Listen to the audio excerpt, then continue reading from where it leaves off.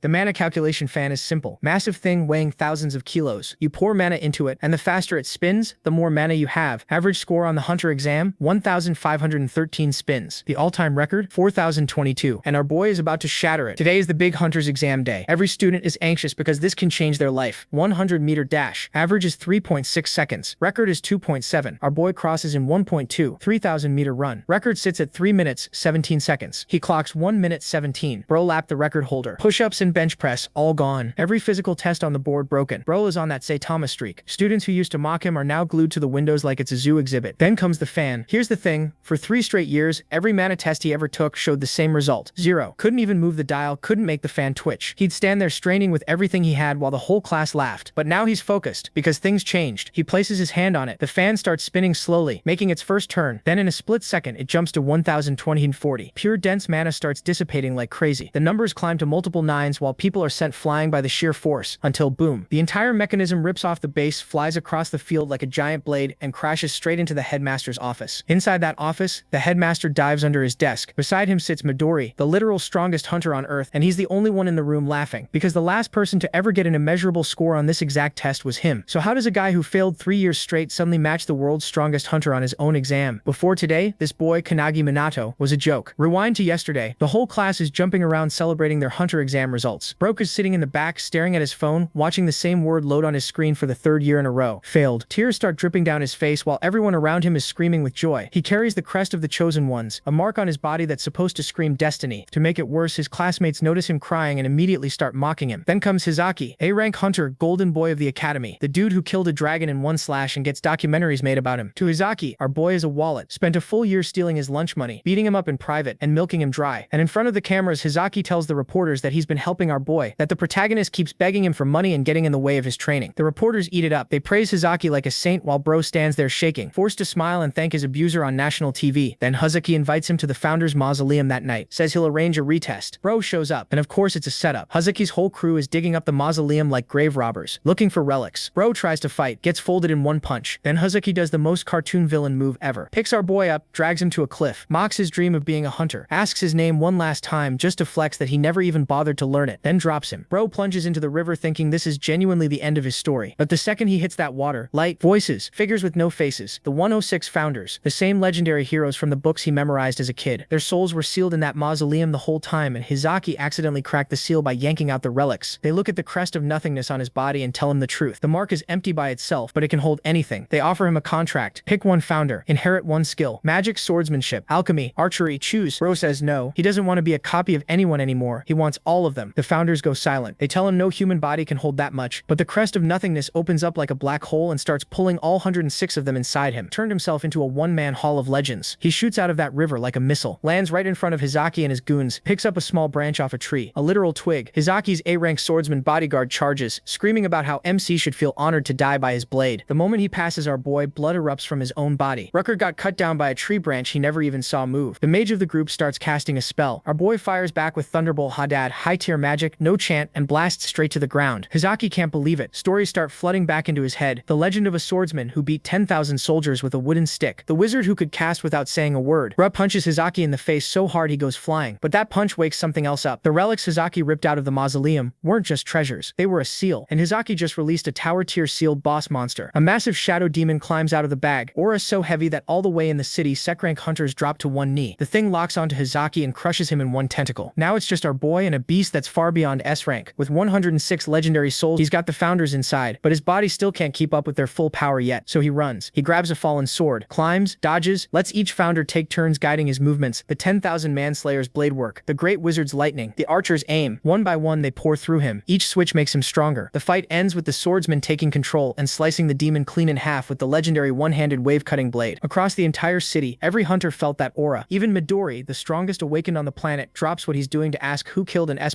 monster before I got there. The answer is the kid who failed the hunter exam 3 years in a row. Cut to the next morning, same academy, same field. Bropun's limping toward the track, body still wrecked from carrying 106 souls through a boss fight, but he's been told he's getting 1 more shot at the hunter exam, and that's when he went to take the hunter exam again. But after the mana fan destroyed the office, Midori came to talk to our boy. He is shocked. This is the strongest hunter alive. After landing, Midori speaks to him directly and praises his exam results, but Kanagi can barely answer. Then Midori gives him 1 more test. The protagonist only has to land a single hit on the world's strongest hunter. MC freezes when he hears that. Midori is only 23, yet he became a full hunter at age 9. His name is already legend. He has burned thousands of demons to ash in moments. Other hunters don't even dare challenge him. 10 years ago, he wiped out the pandemonium alone, and 5 years ago, he stopped the Kyushu outbreak. He's a monster on another level, so when Midori explains the challenge, he can hardly believe it. Hinoki, on the other hand, is thrilled and immediately tells Kanagi to hand his body over. Midori lays out the rules simply. The protagonist has 1 minute to hit him. Win or lose, there will be no punishment. Midori will only strike once every 10 seconds, so the match stays fair. There is no reason to hold back. MC can use any skill or any weapon he wants, while Midori won't use his own techniques.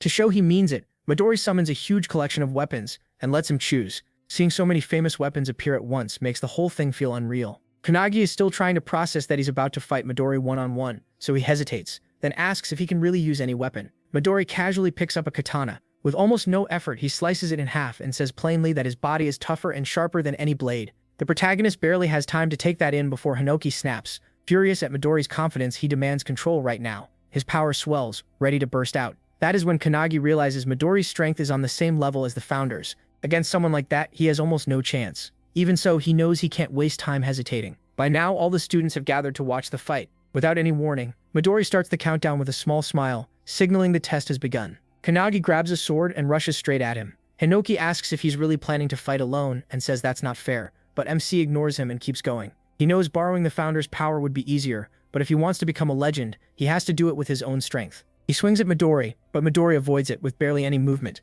He keeps attacking, while Midori casually stays on his phone, asking what social app he uses and joking that this is definitely going viral. The students are stunned that Midori can dodge every blow without even taking the fight seriously. Still, Kanagi refuses to stop attacking. Then one student notices something strange in the way he moves. The protagonist raises his sword, fakes a downward slash, then switches fast into a horizontal strike aimed at Midori's feet and throat. The move is perfect, and Kanagi is shocked by how naturally his body responds. He also notices he isn't getting tired. That makes him wonder if this is another effect of the Founder's power. But Midori suddenly puts a finger against MC's head, ready to flick him, and casually says 10 seconds are already up. He barely dodges, but the force of Midori's attack tears apart the field. Seeing that destruction, Kanagi realizes his head would have been blown off if it had landed. Midori looks at his own hand, confused. He didn't sense killing intent from the protagonist, so now he wonders if he judged his force wrong. MC starts to panic, realizing he'll die if this keeps up. Desperate, he tries to remember the feeling of his stronger self. As he focuses, a powerful aura bursts out of him, and even Midori is caught off guard. Kanagi charges again, now moving much faster. The students shout that even the cameras can't follow them anymore. Midori notices the change and wonders if this power needs a trigger, or if he has been hiding it on purpose. Another 10 seconds pass, and this time Midori decides to hit him more lightly. He lowers himself, gets his finger ready for another flick, but changes it at the last second and taps Kanagi in the chest instead. The blow sends the protagonist crashing hard into a wall. He coughs up blood, but even then he's amazed. He's actually fighting the strongest awakened in the world. Kanagi knows that if he still had yesterday's body, that single hit would have killed him. Instead of scaring him, that thought makes him smile, because it proves he's getting stronger. Even so, MC knows he still isn't strong enough to pass. He forces himself forward and rushes Midori again. Then Midori suddenly appears at his side and he freezes. Midori apologizes and says he's seen enough. The 30 seconds are over. Then he chops the protagonist in the back of the neck and Kanagi slowly blacks out as he falls. Midori notes that he's a genius, just not on the same level as the others. In the end, MC still can't bring out the power Midori felt before. Midori calls his secretary and says they're leaving, clearly let down by the result. But right then he grips his sword again. At once, Midori feels a fierce aura behind him. He turns and sees power pouring off Kanagi's body. Speaking through the protagonist, Hinoki says the stubborn kid is finally asleep, so now he can take over. He steps up and tells Midori they should keep this fight going a little longer. MC's spirit, pushed out of his body, panics when he sees Hinoki controlling it. But Midori only smiles, realizing this is the presence he sensed earlier. He wonders if it's another person or some kind of skill. Either way, one thing is clear. Kanagi is a monster now. With Hinoki in control, he attacks at once and yells at Midori to stop spacing out.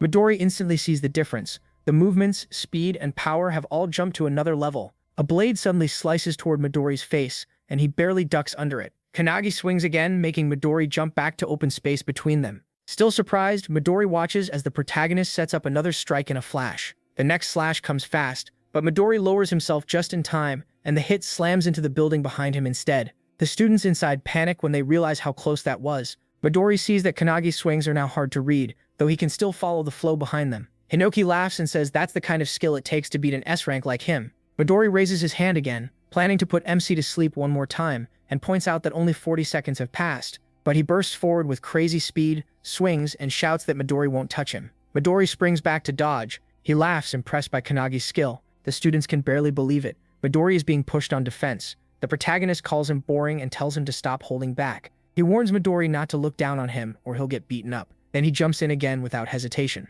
Midori just laughs and agrees. With a quick kick, he sends a stone flying toward the weapons behind him. The weapons rise into the air at once, and he leaps up, catching Kanagi off guard, then snatches one from above. MC lights up, saying Midori is finally getting serious. They crash together in midair, foot against foot, leaving the students staring in shock. Both grab whatever weapons they can reach, breaking them apart with raw force. Inside Kanagi's body, the founders watch Hinoki go all out. They're impressed Midori can keep up. Old Man Spirit wants to join in, but another founder snaps at him for being tactless. The Great Wizard stays quiet, then realizes he has been watching Hinoki's movements and trying to copy them. He sees Hinoki shift his balance as he springs up from below, but the sword in his hand breaks again. Annoyed by the weak weapon, Hinoki gets angry. Midori, meanwhile, is having a blast. Then he notices there aren't any swords left and wonders if Kanagi will switch to guns. With a grin, Midori calls out that only 10 seconds are left and asks what Hinoki plans to do now. Hinoki looks toward the building behind him and leaps for it. He heads straight to the man who shoved Kanagi earlier and takes his sword.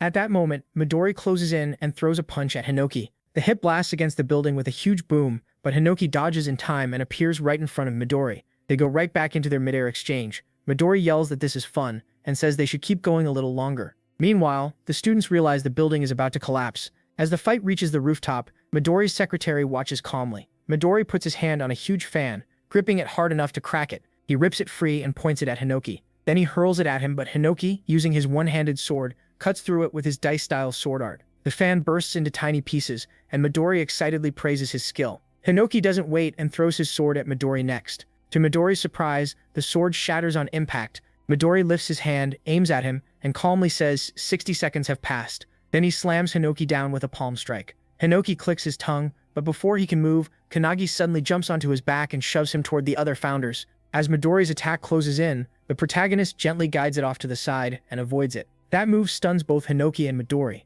but the impact breaks one of Kanagi's hands. Even so, he stays locked on his goal and punches Midori in the face with his other hand. Inside, the clash between the singularities feels endless, a brutal fight over one tiny opening, like a chess game between two even players. But even with all that intensity, Hinoki knows it only lasted a moment. Watching proudly, he realizes Kanagi has opened a new path to win. MC, though, is stunned when he sees Midori stop his fist at the last second. He feels crushed, thinking he failed to land a real hit. Then Midori smiles, pulls Kanagi's fist the rest of the way to his own face, and gives him credit for it. Without hesitation, he says he passed. A second later, both of them drop to the ground. The students watching can only mutter in confusion, unable to figure out what just happened. Still holding the protagonist's unconscious body, Midori calls for his secretary Rin and says it's time to go. Ryan appears beside him and asks how it turned out. Midori says MC passed and admits he finds him interesting. Then he adds that he accidentally broke MC's arm and asks her to heal it. She agrees right away. The students overhear this and can hardly believe he really passed.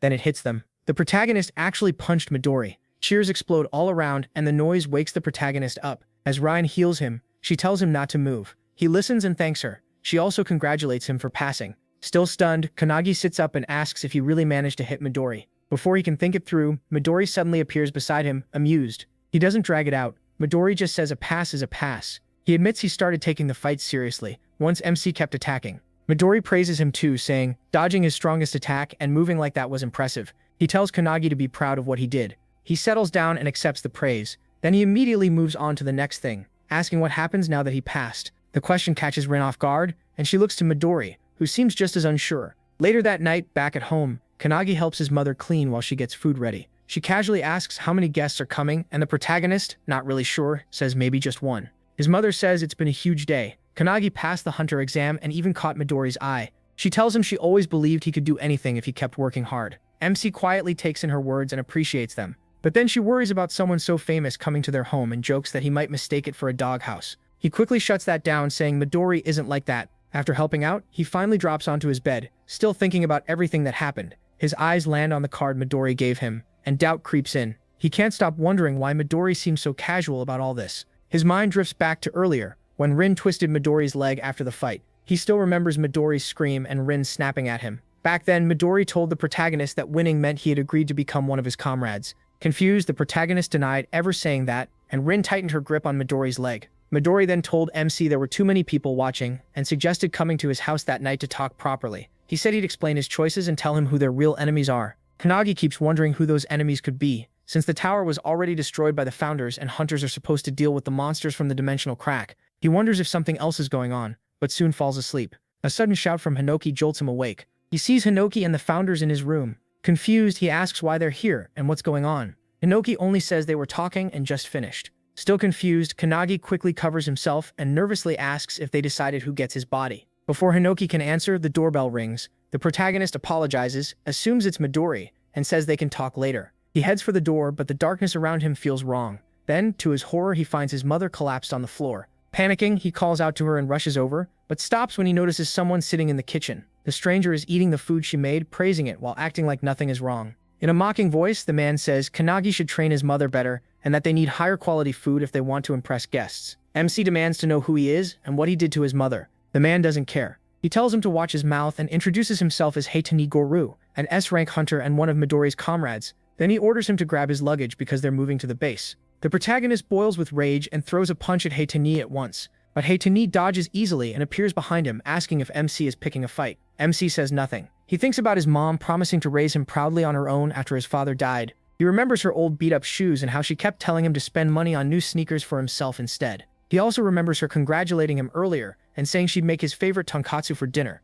Staring Heitani down, the protagonist demands to know what he did to his mother. Watching closely, Hinoki recognizes Heitani as an S-rank hunter from the previous era. Irritated by this cheap Midori knockoff, he decides it's time to move. After seeing Kannagi fight Midori, the founders now understand how to deal with him from here on out. Heitani just laughs and mocks MC, saying his angry face is kind of cute. He lifts his hand to slap him, but he doesn't flinch. Even as the hit comes in, he stays calm. At the last second, Kannagi catches Heitani's wrist and easily flips him aside. The old founder is shocked. He knows that move from the old monster battles. A second later, Heitani is thrown through the window and smashes into the backyard wall. Still, he lands cleanly and walks forward again as if nothing happened. Trying to process it, he wonders if that was Aikido. Thinking back to Kannagi's match with Midori, he had already noticed not just his huge aura and sword skill, but another strange power too. The protagonist notes that Heitani is tougher than Hizaki. Running out of patience, MC demands an answer. He asks again what Heitani did to his mother, who is still inside, shaking in pain as the poison spreads. Heitani laughs and says Kannagi really has no idea what's going on.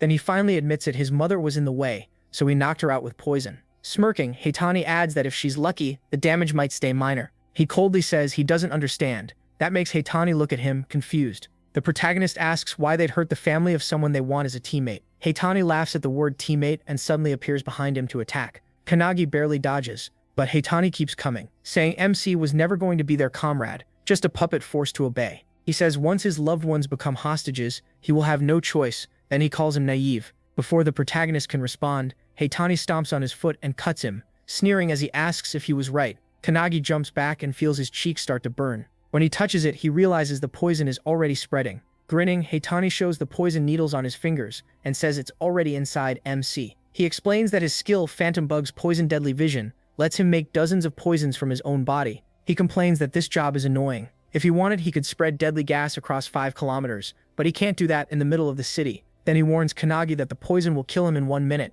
unless he joins their group and takes the antidote. Otherwise, he dies. He realizes how deadly the toxin is. For a normal person, escaping it would be impossible. Looking at his hand, he calls out to Valentine, the god of medicine, and asks if she's inside him. The founders all turn toward Valentine, who looks startled and confused. Kannagi apologizes for calling her so suddenly and asks if she can teach him later how to cure the poison. Flustered, she says yes. Annoyed, Heitani throws more poison at him and demands to know what nonsense he's muttering. The protagonist dodges and explains that the Aikido move he used came from one of the gods inside him. The old man is stunned, realizing MC copied his technique from seeing it just once. Then he calls out the 10,000 army slasher, Hinoki, the blue spear of destruction, Shimmer Kalkus, and the heavenly bow Margit. He says he learned and memorized all their techniques from the records, then tells Heitani the founders he once admired now live inside him. That leaves Heitani stunned. But instead of backing down, Heitani gets furious and yells that he'll make Kannagi suffer. He rushes in with his poison needles ready. The protagonist jumps away just in time. Heitani's strike hits a tree,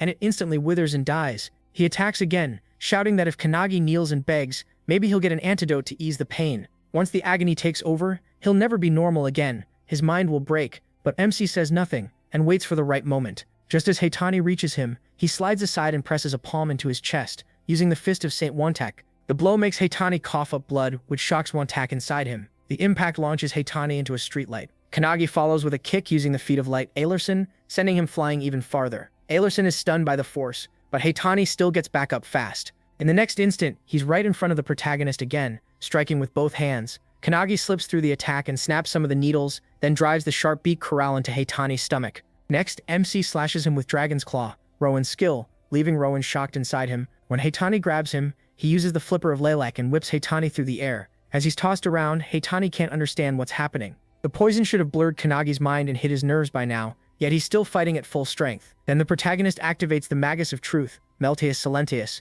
and fires it at Heitani in a massive blast. Everyone is left stunned. Hinoki asks the founders if they saw that. He says that after beating Heitani, Kannagi started copying all of their techniques, both physical and magical. He doesn't care if it's because of the crest of nothingness. MC is interesting, and the founders agree. Hinoki says they should train him. If they do, Kannagi could become the strongest Awakener. Elsewhere, hooded figures race across rooftops. One tells the others to hurry. Nemours guilds are after him, so they need to reach him first. Then Midori suddenly appears behind him and asks if there are really that many. The man freezes in shock, and Midori calmly says that if there are 15, this one should be the last. He points near the man's forehead, flips him over, and slams him into the roof. Midori contacts Rin with Raven's call, and she answers right away, saying she's arrived and no Awakeners are nearby. Then she adds something unexpected. Someone else had already shown up. Midori stays quiet, waiting for the rest. Rin explains it was Heitani, the S-rank poison user. He came for Kannagi and got completely crushed. Midori looks toward the rooftop where Heitani is sprawled out, mouth hanging open, and wonders what on earth happened. A little later, they reach the protagonist's house. Grinning, Midori praises him and admits he never thought the protagonist would beat an S-rank hunter. Then he quickly asks if the poison got him. MC rubs his cheek and gives a small awkward reply. Both he and his mother are okay. Hinaki folds his arms and reminds him that without Valentine, he wouldn't have survived the night. At her name, Valentine groans tiredly. Hinaki gives her credit anyway. Solving it all in 5 seconds is impressive. Valentine shrugs and says it wasn't hard. Since the poison maker was right there, she just took some blood samples and made the antidote.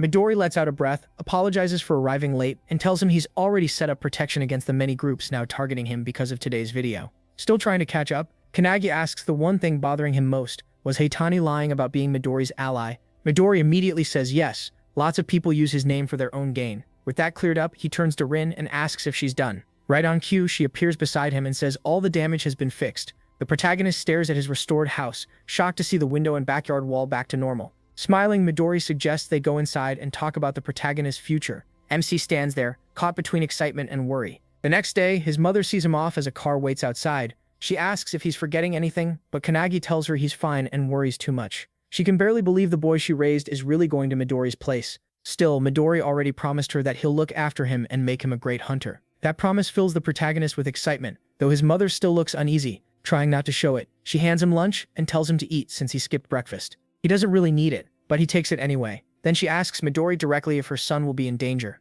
Midori says yes without hesitation, and she admits Kannagi has struggled all his life, so trusting someone else with him is a huge step. Even so, as his mother, she can't stop worrying. Midori confidently promises to train MC until he has no weaknesses left. Hearing that, she finally agrees to entrust him to him. Once they're in the car, Rin, who's driving, asks Midori if he really should have made a promise like that when no one knows what lies ahead. Midori looks back through the mirror and sees Kannagi's mother still giving him last-second advice. She tells him how to wash his clothes and reminds him not to sleep naked or he'll catch a cold. Seeing all that worry, Midori quietly hardens his resolve to do his best. Meanwhile, the protagonist fights back his emotions and says his final goodbye. Just before getting into the car, his mother reminds him to come home for New Year's. As they finally drive off, Midori asks if Kannagi is okay. MC admits he had to hold his feelings in pretty hard. Midori leans back and tells him to do whatever he wants, eat or get some rest. The protagonist glances over and notices the lunch boxes his mom packed beside him. He opens one, still thinking about what she said. When he lifts the lid, his gaze falls on a tiny good luck note placed on top of the pork cutlet. That small message hits him harder than he expected. For a second, he thinks about everything his mother has done for him. Grateful and close to tears, he starts eating. Rin and Midori look at each other but say nothing, letting him have the moment as the car keeps moving. When they arrive, Kannagi is stunned by the anti-prophecy headquarters. Midori greets him and says only a small number of Awakeners are ever allowed inside. That makes the whole thing feel even more real, and MC is briefly overwhelmed by what he's stepping into. Inside, a man by the window watches them arrive. Without turning around, he tells the others the new members are here. A girl with a blank expression asks if this is really about the newcomer. A young man says it's not often they get a new ally, But another man standing nearby stays doubtful and says they should first see if the newcomer is really worthy of joining Anti-Prophecy. Outside, Kannagi stands there for a moment, still trying to take it all in. He starts wondering what the Anti-Prophecy unit really is, and whether it has anything to do with Ichihara Guild. Noticing his confusion, Rin apologizes for not telling him sooner. She explains she couldn't say much in front of his mother because it's classified a top national secret. That lands harder on him than he expected. As they head in, Midori says they should take his bags to the dorm first. Rin offers to help, but Kannagi says he can carry them himself. Right then, a voice suddenly tells them to wait, making the protagonist flinch. When he looks up, he sees the young man from before above them. The man says he'll be the one to explain everything. Then he dives in with a powerful kick aimed at MC. The protagonist throws up his arms and blocks it, but the impact cracks the ground under him. The shock runs through his whole body, yet he stays on his feet. The man looks impressed and gives him a quick word of praise. Caught off guard, Kannagi asks who he is. The man steps back, drops lightly to the ground, and introduces himself as Hanada Hikotaru, a member of the Anti-Prophecy unit and now his comrade. Before he can even process that, Hanada makes it clear he's here to explain everything. Midori doesn't look bothered at all. He casually asks Rin for tea, and she pours him a cup while the fight goes on. He watches calmly, then asks Hanada what exactly he's doing. Hanada says it has two goals: introduce Kannagi to the Anti-Prophecy unit and test what he can do. That answer only makes the protagonist more unsure about what kind of test this really is. Without another word, Hanada fires off another fast kick. MC blocks again with both arms, holding his ground. Even while attacking, Hanada starts explaining how the Anti-Prophecy unit began. Kannagi listens, but he has a hard time believing Hanada plans to explain everything while fighting him. In the middle of it, Hanada pauses just long enough to ask his name. He answers right away, Minato. Midori, still calmly drinking his tea, thinks about how many times the protagonist has been tested, first by the academy, then by Midori himself, then by an S rank, and now this. He turns to Rin and wonders if Kannagi is always going to be judged like this. Rin calmly says it can't be helped. MC is the talent Midori personally found. Hanada keeps throwing kick after kick, and MC keeps blocking them with his hands. At one point, Hanada asks him what a hunter's role is. He answers at once. A hunter's job is to destroy the monsters that come out of dimensional cracks. Harna gives him a thumbs up and says that's right. He compares it to pest control, then suddenly drops low and asks a new question. What dangers exist outside dimensional cracks? The question throws Kannagi off. He asks Harna what he means by other dangers. Harna's face turns more serious, as he says the world has threats even worse than dimensional cracks. He brings up events like the Pandemonium 10,000 Demons Castle from 10 years ago and the Great Outbreak of Kyushu from 5 years ago. Kannagi recognizes them right away as massive dimensional break disasters. Before he can answer, Hanada rushes him again. Instinctively, the protagonist lifts his arms and blocks. Even so, the force sends him sliding back. Hanada praises him for remembering those public disasters, then says MC will learn much more about them once his academy training starts. He steadies himself, but before he can react, Hanada is suddenly above him. An axe kick comes crashing down. The protagonist barely dodges in time. Hanada's foot slams into the ground instead, and a nearby tree is split clean in half. The protagonist is left stunned by the power behind it. Hanada straightens up and keeps talking. Those events, including the Tower of Malevolence from 300 years ago, weren't just disasters. They were invasions from another dimension. MC struggles to believe it. This isn't just old history. It's still part of their world now. Hanada steps closer and says he doesn't understand why today's Awakeners seem weaker than the ones from the Tower era. Very few can match the Founders, and that worries him. Kannagi finally asks the question on his mind. What are they supposed to do? Hanada answers firmly. That's why the Anti-Prophecy unit exists. People who can see these threats coming don't tell the public. They only warn the elite who can deal with them. And Hanada says those elites are the members of the Anti-Prophecy unit. Midori and Rin smile at that. He realizes their job is to stop those prophecies before they happen. Hanada then tells him that, starting today, he's officially one of them. Since he's the first person to block Hanada's kicks over and over, Hanada welcomes him and holds out his hand. Kannagi shakes it while Midori and Rin clap. Then Hanada calls out to the other Awakeners, who appear above the building without a word. He asks what they're going to do, but they only stare back before disappearing, which surprises Kannagi. Midori jokes that they vanish like villains, but Hanada says they probably just want to see things for themselves. Hanada tells Midori to leave the rest to him, and Midori heads off. Then Hanada helps the protagonist with his luggage and offers to show him his dorm room, which the protagonist thanks him for. That night, after settling in, MC keeps thinking about the organization he just joined, one built to deal with prophecies. He wonders if the Founders faced the same kind of crisis during the Age of the Tower, and if he's now fighting against something already foretold. The thought makes him anxious, but then a voice tells him to stop worrying and just train. Startled, he turns and sees Hinoki and the other Founders in his room. Kannagi quickly apologizes for not talking to them earlier, but Hinoki says they've already made their decision. As Founders, they've decided to train him into the strongest Awakener, just like Midori. With their help, he could become the strongest Awakener in history, one of their disciples. Kannagi is shocked and asks if they really want him as a disciple. Hinoki nods and says yes, adding that it's a good idea. Then Hinoki jokes that it might turn into a battle royale between the founders, and he quickly asks them not to fight over him. Hinoki explains that things did start that way, but after watching him more closely, they changed their minds. Instead of using his body for their own goals, they became more interested in training him. Hinoki says that when the protagonist fought the poison user, he copied all of that person's moves, even if he couldn't use them at the same level. Still, he picks up the basics incredibly fast. Hinoki asks if Kanagi understands how important that is, saying it may be tied to his crest of nothingness. But even more than that, his learning speed is what makes him special. Hinoki says that talent may be greater than any gift the founders have. As Hinoki talks, MC feels tears gathering. He remembers all the disappointed looks from past trainers, the ones who said he seemed talentless. Until now, nobody had expected anything from him. It almost feels unreal, especially after being treated like garbage and bullied for failing the hunter qualification test 3 times.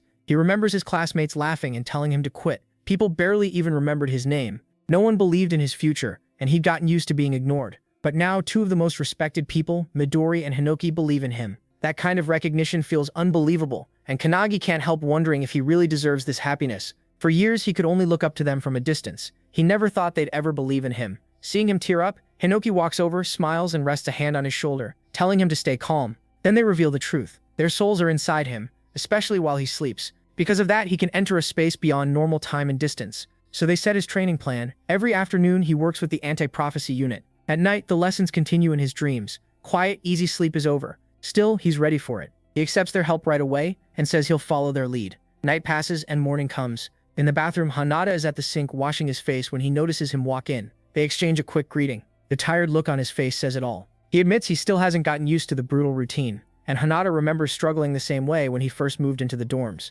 But then Hanada notices something strange. A strong aura is coming off him. That instantly grabs his attention. On instinct, Hanada throws a fast kick at him. He casually ducks, spits out the water in his mouth, and avoids it with no trouble. Then he walks off, saying he has no energy for this first thing in the morning, and he's going to the cafeteria. Hanada is left stunned. His kick was faster than yesterday, but it still got dodged like it was nothing. A little later in the cafeteria, Hanada finds a place to sit and walks over to a woman eating fruit, asking if he can join her. She gives a short yes. Hinoki sits across from her and motions for him to sit next to him. He remembers this woman was introduced yesterday as one of Hinoki's teammates. Still, she stays cold and formal, making it clear she doesn't really want him there. Even so, he greets her and tells her his name. She shuts that down right away. She doesn't care what his name is, and she won't bother remembering it. Pointing her fork at him, she says she'll learn his name only after he proves himself. Until then, training comes first, and he's going with her on a mission to stop a prophecy. That prophecy goes back to 1945, when a book was found in Antarctica, buried 3,000 meters under the ice. It was called the Book of Doom. The writing looked childish, but what it said was terrifying.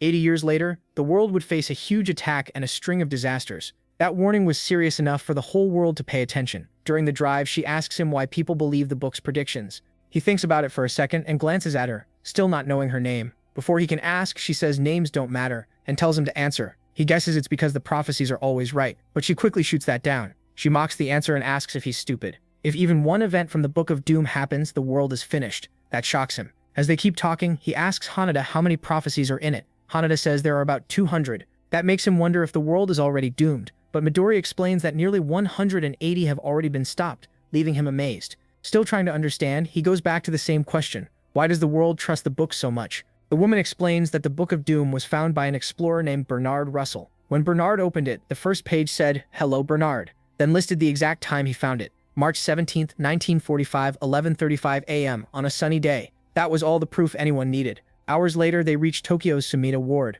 where a mid-level dimensional crack has opened. As they get close, guards stop them and say the area is restricted. They rush past so fast the guards can only stare. When he hesitates and asks if this is really okay, Hanada says yes. The woman starts explaining the bigger danger. Disasters like World War III, the dark side of the moon, the invasive pandemic, and the floating trees are all treated as emergency cases. One of the worst was the pandemonium outbreak, which Midori managed to stop. And while the Book of Doom is famous, it's only one of many grimoires hidden around the world. The anti-prophecy unit was created to gather info, study those predictions, and act before they happen. Their work covers several threat ranks. Rank 3 can wipe out 1 or more regions, Rank 2 becomes a national crisis, and Rank 1 threatens the entire planet. As he listens, the truth starts to sink in. Alarmed, he asks if these missions are really all on them now. She calmly says that's exactly what comes with joining the anti-prophecy unit. Soon after, Kisaragi and his team see them crossing the caution line and hurry over. Thinking they're civilians, Kisaragi tells them to turn back because it's too dangerous. She brushes him off and says today's prophecy is a Rank 3 case. She explains that the crack may look like a normal intermediate B rank gate, but it's actually a far worse rank 3 disaster called Yellow Journal. She's sure it's about to grow. Right then, the crack starts expanding fast. Kisaragi turns, his eyes going wide in fear as the rift tears fully open, and monsters start flooding out. He immediately orders his squad to get ready. But the monsters crush them almost at once, cutting through his men with ease. Panic hits him as even B and C rank hunters fail to hold them back. Then he feels something even worse, the crushing pressure of a boss monster. When he sees the newcomers moving in, Kisaragi tries one more time to stop them. She ignores him, puts her hand on the ground, and casts Trismegistus. At once, spears burst up from below and skewer the monsters in a brutal instant. Hanada jumps in too. He tears across the field at high speed, dropping enemies one after another with clean controlled strikes. Kisaragi can only stare. He thought his S-rank strength was impressive, but these two are on another level. He has no idea who they are. Then the woman tells Kisaragi to fall back. To them, he's the civilian here. His eyes drop to the mark on her hand, and he freezes. They aren't random fighters, they're government agents. Before he can think any further, a giant hand bursts out of the crack and tears it wider. A massive beast steps through, Jilia Ulner, a monster beyond S-rank giving off crushing pressure. The woman rushes at it without hesitation. Kisaragi yells for her not to be reckless, but she doesn't stop. The two of them attack together without fear. Hanada fires off a string of kicks at the beastman, then realizes in shock that they do nothing. Its anti-physical armor blocks the hits completely. He has to pull back as it lunges at the woman. She quickly gathers energy for a counter, but Kanagi suddenly appears between them and catches the attack with his bare hand. The beastman explodes from the impact. Everyone is stunned. When the shock clears, Hanada realizes it was a penetration shock. But the real surprise is this. Kanagi just killed an S+ rank monster in one hit. Hanada can tell his strength has jumped like crazy overnight. The woman calls out that he didn't need that much force, but he already knows the best way to beat something with high physical defense is to destroy it from the inside. He learned that from Wontak, the Fist Saint, who taught him the basics of penetration attacks the night before. After that, Kanagi looks at the girl and says, since he saved her, the least she can do is tell him her name.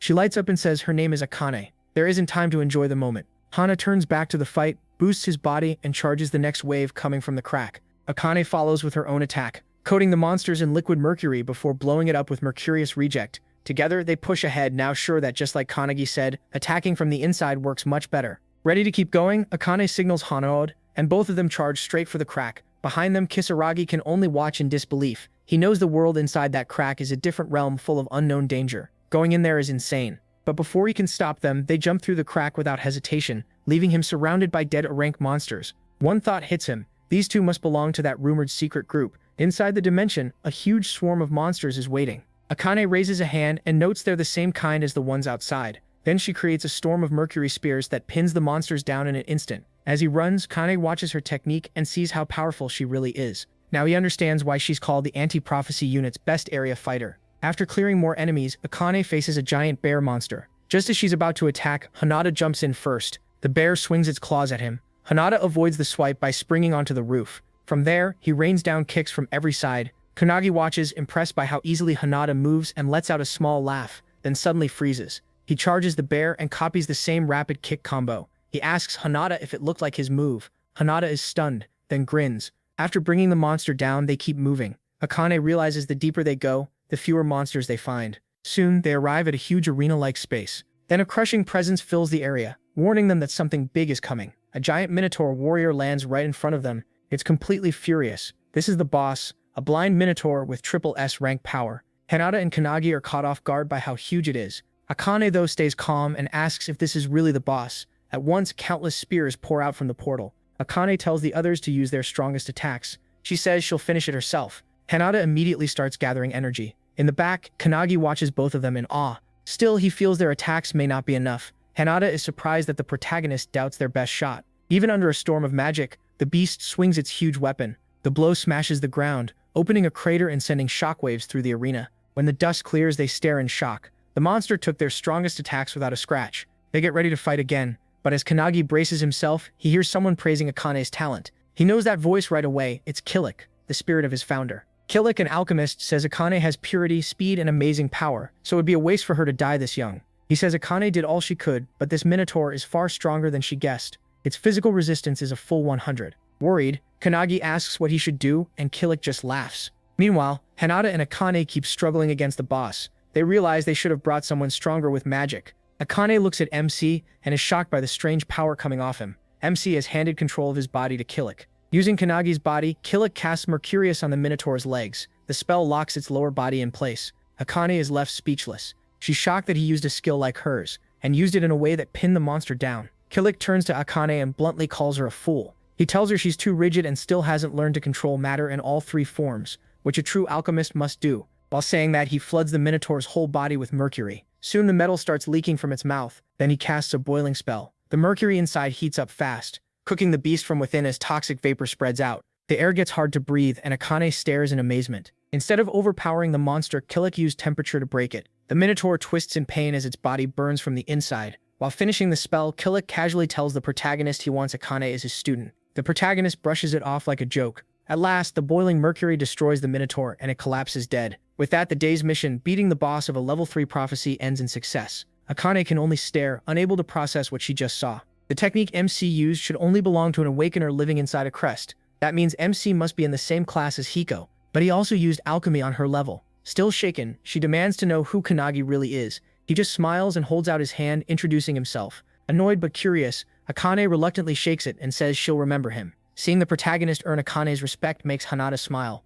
Outside, Kisaragi and his men are still waiting when the dimensional crack suddenly starts to close. Just before it seals, the three of them jump out. Kanagi asks if the mission is done, and they tell him all that's left is reporting to headquarters. As they talk about what comes next, Kisaragi walks up and thanks them for saving his team. He says he won't ask who they are or what happened inside. Akane thanks him and tells him to mention the emblem in his report. That should explain things to the higher-ups. As the trio leaves, Kisaragi says he'll help them if they're ever in trouble. Akane turns back and says they probably won't meet again, so he should return to normal life. Hearing that, Kisaragi understands the truth. They're just civilians to him, living in a world he can't reach. On May 11th, in En Prefecture Village, a red streak flashes through the streets. One guard spots it, but can't tell what it was. Then a huge roar tears through the village. Back at Anti-Prophecy headquarters, the trio gets out of the car, and Akane reminds them to write their report. But Hanada gets a message. They've been called to the laboratory right after the mission. Curious, they head to the Anti-Prophecy HQ lab. Two people are already there, one on the stage, the other sitting in the stands, saying in a cold voice that Akane took quite a while to beat a rank 3 disaster. Kanagi recognizes him right away as the red-haired guy from earlier. Akane gets mad at his attitude since he talks like he's the boss when he isn't. Hanada quickly cuts in and asks what Director Kurihara wants with them. The man on the stage is the director himself. Once everyone settles, he starts a video from the analysis team. It shows a glowing red-hot chunk of charcoal. The director says it's a prophecy grimoire found in a volcanic area and studied ever since. Kanagi wonders how anyone could read a grimoire in that condition, but the director adjusts his glasses and says AI and X-rays pulled out part of the data. Most of it is still unclear, but one prophecy was readable and it directly mentions Japan. Everyone is stunned, Akane especially, because this is a prophecy they've never seen before. The director explains that anti-prophecy research gathers data from all over the world, so finding a totally unknown prophecy is rare. This case is different. The red-haired man understands at once. They're the four being sent to investigate. The director says he's right. This mission would usually go to the regular team, but they're unavailable. Kanagi then realizes that's why Midori wasn't there when they got back. The director orders them to leave at once and says the rest of the details will be sent by email. MC is shocked they got another mission so fast, but the red-haired man tells him he'll get used to it. He clenches his fists, feeling something much bigger is coming. This time, the whole world may be at risk. Kanagi slams a hand on the table, stands up, and declares that he and his three subordinates will take the mission. Kanagi is clearly annoyed to see him acting like the boss again. As they leave, the director warns them to be careful, since they still don't know how serious this mission is. Even if the prophecy starts, they must wait for the main force before doing anything extreme. In the car, Kanagi can't shake his unease about the mission ahead. From the front seat, Suo tells them to get some sleep, pointing out that the protagonist just finished his first mission. Akane refuses on pride alone, and says he has no right to order her around. To her surprise, Hanada and MC agree right away, and fall asleep almost instantly. Akane tries hard to stay awake, but the long night wears her down, and she finally falls asleep too. Later, the car stops. Akane wakes up and realizes the vehicle is empty. Panicked, she rushes out and finds the others on a cliff, staring at a strange glow below. What she sees leaves her speechless. A giant magic circle covers the ground, far bigger than they imagined. Hanada instantly understands how bad this is. The prophecy is almost complete. Huge crystals hold trapped skeletons rising from the ground, and the sight chills everyone. They may already be too late. These skeletons are the 23 villagers from the report. Suo says it reminds him of a case from long ago. 30 years ago, the Wakayama mansion vanished, and a dimensional rift nearly opened. As he says that, the giant pillar in the middle of the magic circle starts bursting with energy. Seeing it, Suo tells them to move. Hanada draws his sword and asks what they're supposed to do, and Suo says they have to stop it. Akane quickly reminds him that the director told them to wait for orders. Before they can argue more, a huge aura rises behind them. They turn and see Kanagi wrapped in powerful energy, already ready to fight. At once the group realizes he feels even stronger than before. Suislo doesn't look worried at all. With a grin, he jumps forward and tells the others to keep up. They all race after him, though Akane warns him not to be reckless. As they rush toward the magic circle, Hinoki and the mage catch a scent in the air, one they know all too well from many times before. Then the ground starts shaking hard. A giant hand suddenly bursts out from under the earth. Hinoki's eyes go wide. He finally knows that smell. It's the odor of a forbidden technique. This is the prophecy written in the Book of Scorching Heat. Hinoki explains that during the Epsi period, an awakener named Bandu Shijima, leader of the Dark Magus, carried out a massacre. He was later killed by the Onmyodrakunis, but an entire village was dragged into the disaster with him. Shijima gathered the blood of the dead villagers and used it to make a magic circle, so he could come back 1,000 years later. His goal was simple: eat everyone and rule the world as a demon king. Before dying, he left a forbidden method, showing how the living would be sacrificed to revive him. Now, in the present, Shijima has returned as a boss of unknown rank. His purpose is obvious: to complete the Scorching Heat prophecy. He looks at his hands and frowns. This revival gave him far less power than he expected, so he wonders if the ritual didn't get enough sacrifices. Looking around, he laughs to himself. After 1,000 years, this place has barely changed. Then he spots the anti-prophecy unit coming and grins wildly, thinking more sacrifices have arrived. Using dark arts, he casts Plate of Yin and triggers a huge blast under the charging squad. Kanagi watches in horror as Hinata and Akane are swallowed by the explosion. But when the dust clears, both of them are fine. The protagonist's face tightens when he sees another dark circle appear under where they landed. It is the Dark Art Death Realm. Hundreds of spirits pour out, their hands grabbing at Hinata and Akane. They fight to break free, and quickly realize Shijima is far stronger than they thought. As he watches his spell work, he suddenly feels someone behind him. Kanagi going in for a sneak attack. Shijima dodges with ease, weaving past every hit, then mocks MC for being an amateur before casting Plate of Yin right under him. The ground explodes, but Shijima is stunned. When Kanagi comes out unharmed, he fires back with Thunderbolt Hadad, but Shijima blocks it with his own dark power. Even so, he's impressed the protagonist picked that skill. Then from the smoke, Suo appears behind Shijima and uses Chrysanthemum, sending a storm of blades at him. Shijima is surprised, but he avoids them easily by leaping into the air. While he's still airborne, Suo uses another spell, making it clear he never expected a weak move like that to finish Shijima. He slams down his weapon and activates Autumn, bringing down a rain of knives. Shijima just smiles and calls it nothing but falling lights. Then his hand changes into a sword, and he attacks Suo. Suo blocks, but the impact throws him back. From that alone, Shijima figures he's probably the strongest in the group. Watching from the side, Kanagi feels like Shijima's power has no end. He's nothing like the enemies they fought before. He even feels stronger than the founders. As MC thinks that over, he hears his teammates shout from behind him. He turns and sees Akane and Hinata getting blasted by black art attacks.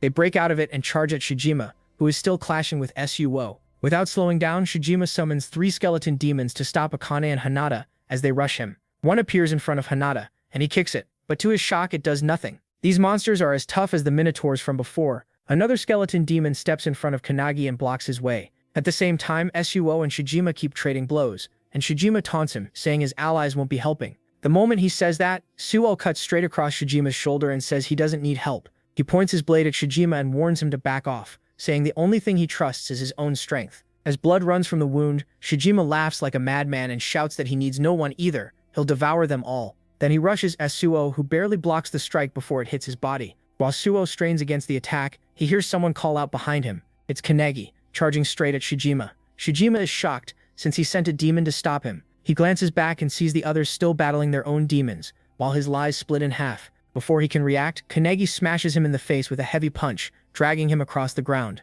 Even Suo is surprised by that hit, and the protagonist tells him they should team up to beat Shijima. Suo freezes for a second. MC and Akane hadn't even finished their own fights yet. MC already did and is now offering help. Still, his pride takes over and he flatly refuses. He insists he doesn't need anyone. He's enough on his own. Kanagi can't believe it, but before they can argue, Shijima suddenly closes the distance and unleashes Magatsu's breath, a powerful beam aimed at both of them. Suo manages to block it, but he gets blasted away by the attack. He slams into a tree, his vision fading as he starts to black out. As he loses consciousness, he sees Hinoki and the mage standing before him in spirit form. Hinoki tells him he passed out, so they pulled him into his own mind. Even with pain tearing through his battered body, Kanagi forces himself up and begs them to send him back. He still has to fight. Before they answer, a deep commanding voice echoes through the space, telling him to stay out of the battle. Outside, Su is barely keeping up with Shijima's non-stop attacks. Shijima smirks and praises Su for thinking like him, fighting without relying on anyone, grinning with that same hunger to devour everything.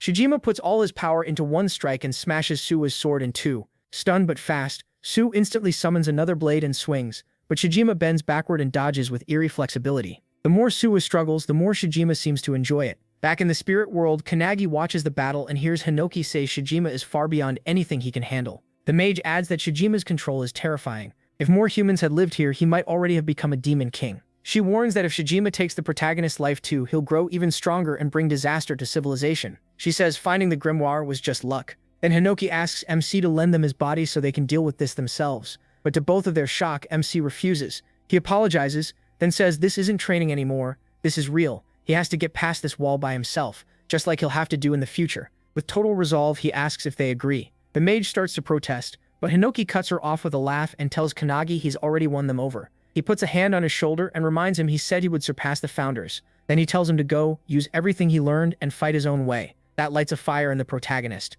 He turns toward the battlefield and asks the founders to watch him. Then he sprints back into the fight where Shijima and Su are still clashing. Su is badly worn down, and the instant he opens his eyes, Shijima attacks again, launching him into the air. While he's still up there, Shijima prepares the finishing blow. Just as Su braces himself, someone catches him in mid-air. Kanagi grabs both him and his sword, then throws him down and away from Shijima's incoming beam. Su crashes to the ground, and Shijima turns back to MC in the air. He fires another Magatsu's breath at him, but freezes when Kanagi calmly uses Hinoki's one-handed sword style. With perfect focus, he cuts straight through the beam, then slices off Shijima's arm. Shijima is left speechless, unable to understand what just happened. Trembling with rage, he screams about who he is, but the protagonist coldly answers that he's the one who will surpass the founders. Watching from the spirit side, the mage asks Hinoki if MC can really beat the Dark Magus, but even he doesn't know. What he does know is that Kanagi isn't reckless. Hinoki suspects he learned something new while sleeping in the car on the way here. A big grin spreads across his face as he wonders if it's something even he can't understand. Su is just as stunned watching the protagonist move so smoothly. A moment ago, he refused the protagonist's help, and now that same help just saved his life. Kanagi keeps pressing Shijima with non-stop strikes, forcing him to teleport back and answer with the Dark Art Pomegranate. A wave of energy shots rushes at MC. He tries to dodge but quickly sees they're tracking him. No matter how he moves, the blasts keep following. Then he remembers one of the founder's skills, Aftershock. He stomps the ground and raises a wall of stone in front of himself, stopping the attacks. Shijima is caught off guard but quickly fires another barrage. Kanagi uses the broken rock pieces to shield himself again. Seeing an opening, he combines two skills and flashes behind Shijima, but Shijima barely avoids the hit. He instantly counters with Plate of Yin and lands the blast on Kanagi. He takes the hit but absorbs most of it. Using a floating rock as a step, he launches himself back at Shijima, remembering the founder's lessons. Shijima dodges again, but the protagonist's mix of techniques leaves even him shaken. Watching from afar, the founders are stunned by how fast MC has grown and how fiercely he attacks, but Shijima still isn't done. With a dark stare, he uses his forbidden art and creates a giant skeleton through skeleton fusion. The massive creature towers over everyone, pouring out evil energy. Shijima smirks and says, "This is the end." The giant skeleton swings its huge hand at Kanagi as the founders shout for him to run, but he doesn't move. In that moment, he realizes that even at full power, he still can't beat Shijima. He needs more, something beyond his limits. Thinking back to Hinoki and the mage's training, he remembers Shining Flame, the one-handed sword style, the wave blade, and the different slashes Hinoki taught him. Combining both teachings, Kanagi pours Shining Flame into his hand and into his sword, turning it into a blazing blade. The mage and Hinoki stare in shock. The protagonist has done the impossible. MC grips his powered-up sword and gets ready. He just unlocked a move called Blazing Fire Cutting Blade. Without pausing, he rushes the giant skeleton and swings as Shijima stares in shock. Thinking back to Hinoki's sword lessons and the mage's magic, he pushes past both and wraps his blade in fire. One slash cuts through the skeleton from top to bottom and slices Shijima in half too. Everyone is stunned that he fused two magic skills like that. The alchemist founder is especially amazed. He calls the protagonist an irregular, shocked by how easily he swaps and combines different skills. He never thought the protagonist could fuse techniques so smoothly, and now he suspects there's even more hidden in him. Then the alchemist suddenly disappears, leaving Hinoki confused. Hearing that, the mage agrees. They may have badly underestimated Kanagi. For the first time, she wonders if raising someone like him is really a good idea. Hinoki, though, is thrilled and wants to see how far MC can go. He drops to the ground, worn out, then freezes when he sees Shijima's split body starting to rebuild itself from the blood. Enraged, Shijima growls that one hit to the head would have killed him. Dark power gathers in his hand as he forms a death ball and declares he'll finish it himself. Before he can, Su suddenly appears behind him and slashes his throat. Shijima loses his head before he can react. As the body falls, Su catches Kanagi, who is already blacked out. Holding him, Su drifts into an old memory. Long ago, his older brother carried him the same way. It was a freezing night under a bridge, and his brother promised to find food in the morning. As Su started to fall asleep, they heard a big parade passing overhead. While others celebrated, they shivered below with empty stomachs. That memory reminds Suin why he chose to be alone. Shijima tried to use that loneliness against him, but looking at Kanagi now, Suin understands something. He isn't truly alone, and even if he were, he could still bear it. Then the barrier around them starts to crack. Akane and Hana rush in at once, panicking when they see the protagonist unconscious. After checking him, they realize he's only passed out. Hana then notices the barrier is breaking from the inside and warns they need to move fast. She asks what happens if all that energy blows outward. Seikyu tightens his grip on his sword and says they'd all be crushed. Their only chance is to strike with everything they have and try to push it back. He sounds sure, but deep down he doesn't know if they can do it in their condition. Still, there's no other choice. As everyone gets ready, Kanz, still unconscious, suddenly raises his sword and pours energy into it. Seikyu stares in disbelief. Inside MC's mind, Hinoki has taken over and is moving his body. When the barrier explodes, everyone fires off their strongest attack, while Hinoki uses his one-handed splitting cloud strike. Outside, a red-haired man runs toward the area with two others, and they warn him the barrier is about to break. A second later, it bursts open. The men think they're too late. Then a bright blue beam shoots from Kanagi's sword into the sky. The red-haired man watches in awe, recognizing it as a perfect sword technique with no hesitation. He's Sumakoto, captain of the anti-prophecy unit, and he wonders who pulled it off. Later, on a plane over Peru, Midori talks with Makoto and is amazed that the new recruits stopped the unknown prophecy. Back in Japan, Makoto stays on the call while dealing with a rank 1 prophecy that he says is far more dangerous than the last one. Instead of sitting inside the plane, Midori lounges on top of it, smiling as he thinks about how much the anti-prophecy unit has grown, even if he can't see it in person. But that mood ends fast when Makoto says the one who stopped it was him, the same him who joined only 2 days ago. Stunned, Makoto demands to know who the protagonist really is. Midori answers without hesitation. The protagonist is the one who will end all prophecies. They've been waiting for someone like him for a long time. Makoto isn't convinced and asks if that faith is really deserved. Instead of debating, Midori tells him to watch MC himself. Makoto then tells Midori to come back without him. Fighting an equal-level enemy is getting rough. Midori lets out a small laugh, gives a quick apology, and turns back to the fight. Then Rin calls out with urgency. They're facing a massive prophecy, the super-rank boss of suicidal infection. Its name is Ishtam. As the monster charges in, Midori tells Makoto to hold on a little longer, then raises his hand and unleashes divine wind turbulence. At that same moment, Kanagi jolts awake in a hospital room and bolts upright with a shout. A nurse quickly calms him down and says he's finally awake. He has been asleep in the anti-prophecy infirmary ever since the mission ended. He realizes he must have simply blacked out. He slept so deeply that he never even reached the spatial realm to train with the founders. The nurse assures him he's okay, opens the curtain and tells him to call if he needs anything. As it parts, Kanagi sees Su nearby with his arms crossed, silently watching. That makes him wonder if Su stayed there the whole time. Looking around, the protagonist notices Akane and Hana aren't there. When he asks, Su says they're training because they felt useless in the last battle. Then Su calmly admits MC's strength was overwhelming. Hearing praise like that from him leaves MC stunned, but before he can respond, Su stands up and harshly asks who he really is. In under 2 days, the protagonist took down a rank 3 and even a possible rank 1 boss. He also used a fusion spell Su had never seen before. So Su presses him again, who is he really, and how can he become like him? Before Kanagi can answer, Makoto walks in. He asks if MC is the one he came for. He says yes, and Su is stunned that his older brother showed up. Makoto walks right past Su without much of a glance. Kanagi nervously asks if he really is Su's big brother, and the instant he says it, Makoto draws his sword and swings it just inches from everyone. Su and the protagonist are both caught off guard, but he dodges.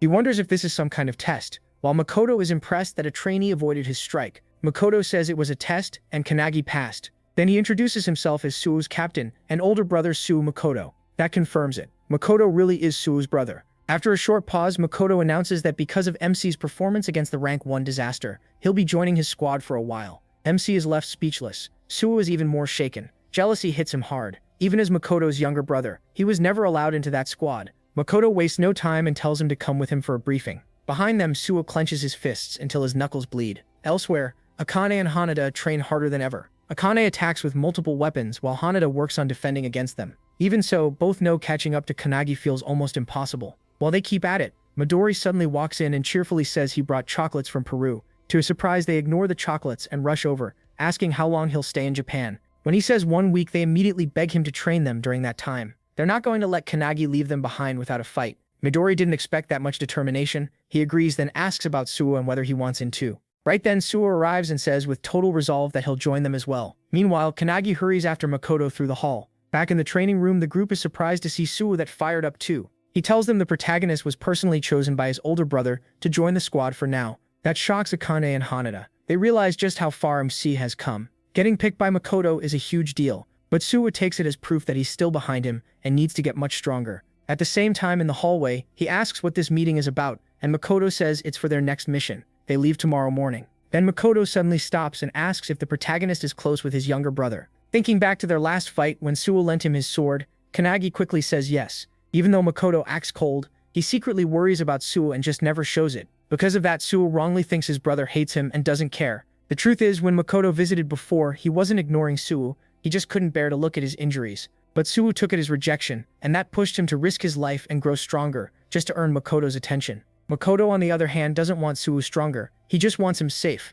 That painful misunderstanding is what drives Suwa to surpass Kanagi, believing only then will his brother finally notice him. Someday he even wants to beat Makoto. MC keeps asking, and Makoto finally admits he really does care about his little brother. He finds that genuinely sweet. Back in training, Suwa explains everything, and Akane says it's hard to follow. For someone who talks about beating his brother and proving himself, he still clearly respects him. As she keeps sparring with Hanada, Akane says that deep down, Suwa just wants his brother's attention. Hanada thinks that's kind of touching, but Akane's comment hits Suwa the wrong way and makes him snap. At the meeting, Kanegi learns the squad's 3 main rules: move fast, keep attacking, and cover your weak points. In the Counterforce division, Makoto's team is known as the strongest in battle. It stays small, at least 7 members, but every one of them is elite. Their job is taking down rank 1 and higher threats. While the helicopter carries them to the mission, Jakaru jokes that 90% of the squad's strength comes from the captain, and everyone else is just backup. Since the protagonist is only filling in, nobody expects much from him. But while Jakaru talks, Kanegi is busy looking at his phone. Jakaru calls him out, and MC quickly apologizes, saying he needs to message his friends. Jakaru asks what kind of message he means. He is trying to contact the anti-prophecy group because the founders keep bugging him about it. While the others are training, his message finally arrives and it shocks all of them. Suwa is the most upset, wondering what the protagonist was even thinking when he sent that. Right away, they bring it to Midori. He finds out the message has 3 different pieces of advice, with each one meant for a different person. The tips are so detailed and helpful that even Midori is impressed. Smiling, he holds out his hand and asks if they'll accept the advice or ignore it. They all take it as a challenge and agree. Suwa especially is furious, feeling like Kanagi just rubbed salt in the wound. Back in the helicopter, Jakaru tells MC they've reached the target area. He looks out and sees a frozen mountain region covered in huge crystal spikes. Their target is a rank 1 prophecy called Frozen Earth, and it's spreading so fast it could freeze the whole planet. If nobody stops it, all life on Earth could be wiped out. Worse, the same disaster is happening in 17 places across several countries, including cities. Vice Captain Kashi explains the crisis and warns them they can't waste any time.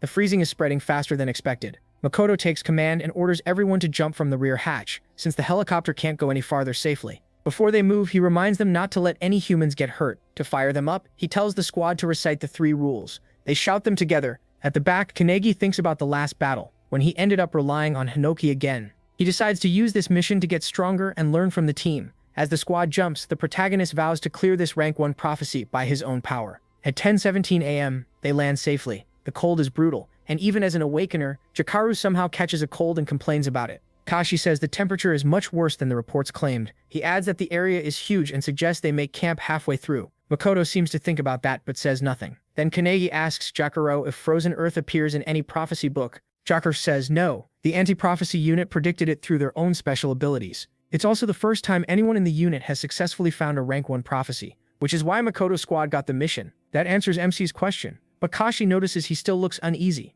She tells him being nervous is better than getting careless, as long as he doesn't let it weigh him down. Jakaru puts a hand on Kanagi's shoulder, repeats Kashi's point, and reminds him he's with the anti-prophecy unit's best team. Kashi snaps at Jakaru for acting too casual, and he immediately apologizes. A second later, Jakaru raises his hand. His radar picked up enemies at 2 o'clock, about 200 meters away. Kashi accepts the report and disappears at once, then returns a moment later. She says there are 30 monsters ahead around S rank from the ice gargoyle race of the Tice tribe. Makoto instantly orders the squad to wipe them out. The team rushes in with perfect coordination, and Kanagi is stunned by how smoothly they move together. They're on a completely different level from trainees. Now seeing their true elites, he asks if he can join in. Makoto allows it, brushing the enemy off as only S rank. With that, Kanagi bursts forward and kicks one in the head. To his surprise, the monster explodes and sprays sharp ice everywhere. As Kashi dodges an attack from a stronger-looking one, she warns the squad that some unusually dangerous monsters are mixed in. The protagonist answers by using his fire-cutting blade, blasting one apart with a burning strike.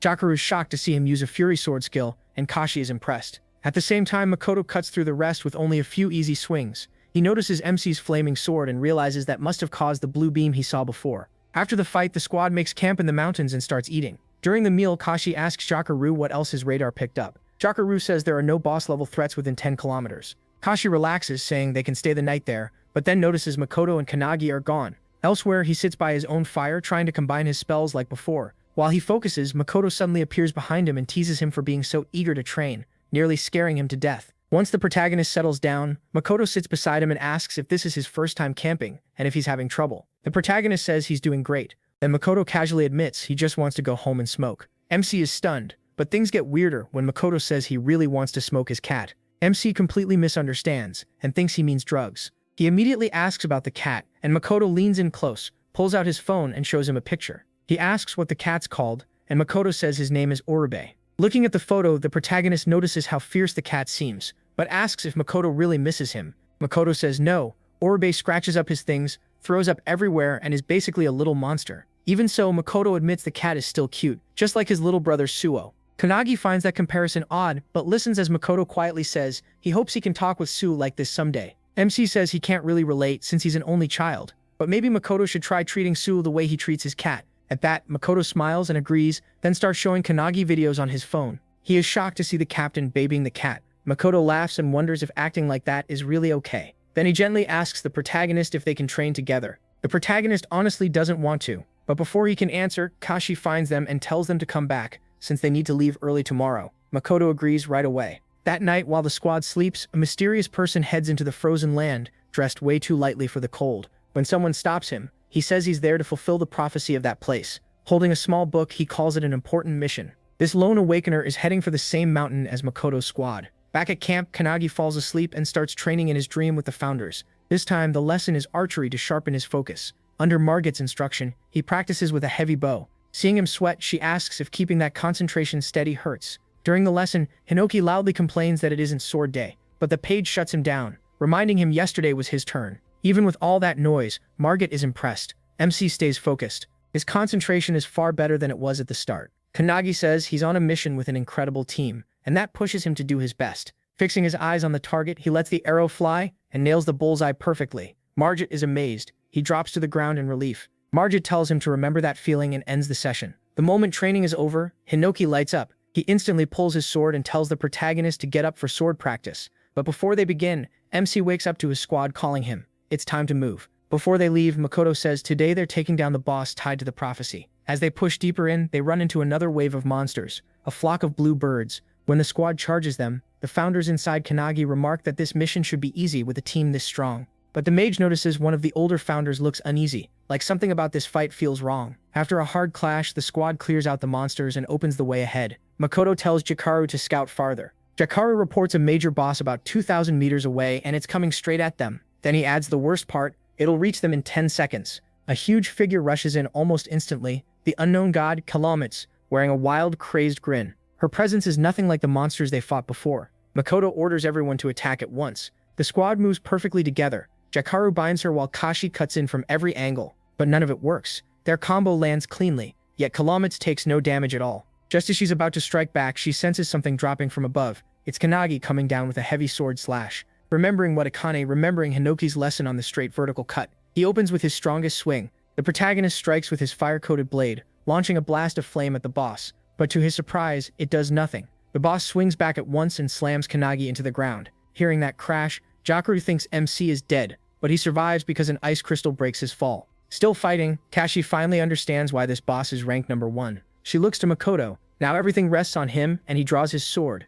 At the same time, Jakaru binds Kannagi and pulls him out, saying they'll only get in Makoto's way. As the others fall back, the boss swings at Makoto with full power. The blow sends out a huge shockwave, and he fears for Makoto's safety. Then Makoto stops the blade just before it can touch him. The boss attacks again, and once again Makoto blocks it with ease. He answers with one brutal slash and cuts off her arm. Hinoki is blown away by that move and says he wants to try it too. Kannagi, already worried, flat out refuses to let Hinoki take his body. Facing the injured boss, Makoto says he wanted his team to learn by fighting someone this strong, but now he's ending it. Hearing that, the squad quickly puts up a barrier around themselves. Makoto pours his red dragon power into his sword, covering it in raging flames. Then he adds crimson light and fires a giant inferno at the boss, blasting away nearly half her body. Kannagi is stunned. Makoto just used a sword flame attack like his, only far stronger. Without that barrier, the whole team might have burned up. The protagonist quietly says sorry to the boss, saying it's his job to protect the world. Then suddenly meows, making everyone cringe. Watching closely, MC realizes Makoto's style is nothing like Hinoki's. He's on a whole different level. Amazed, Kanagi starts wanting to learn from him. Then Makoto follows with one more slash and splits the boss in two, but a flash of light suddenly cuts across the field. In the next instant, Makoto's arm is gone. He turns in shock and sees a hole through Jakuru's body. He looks around in panic as the truth hits him. One after another, his teammates are ripped apart, dropping dead in front of him. When Kanagi sees Jakuru falling, he runs to him, but Jakuru uses his last strength to shove him away. The protagonist stumbles back and can only watch his teammates collapse. Even at death's door, Jakuru is full of regret. His radar never caught the attack, and that failure cost them everything. As he falls, he apologizes to Makoto and hits the ground, hoping someone at least saw where the shot came from. Kashi survives, but several others are pierced by the same beam. Holding his severed arm, Makoto shouts for everyone to hide in the terrain. It's a skill attack. No one hesitates. They run. While retreating, Kashi calls to a fallen teammate and tells him to move, but he hesitates, worried about Makoto's condition. The attack that took Makoto's arm can't be blocked, not even by barriers, because it destroys anything it touches. Another beam flies at Makoto, but he barely avoids it by jumping up. Kashi watches in fear, as the boss keeps attacking while her body heals. Knowing they need to finish her in one big strike, she turns to Kanagi and finds him on his knees, frozen. Staring at his dead teammates, MC weakly asks Valentine if she can bring them back. Valentine looks ashamed as she answers she can't revive the dead. Kanagi goes quiet, takes a breath, and calls on all the founders. He admits he wanted to handle this himself, but now he knows he needs their help again.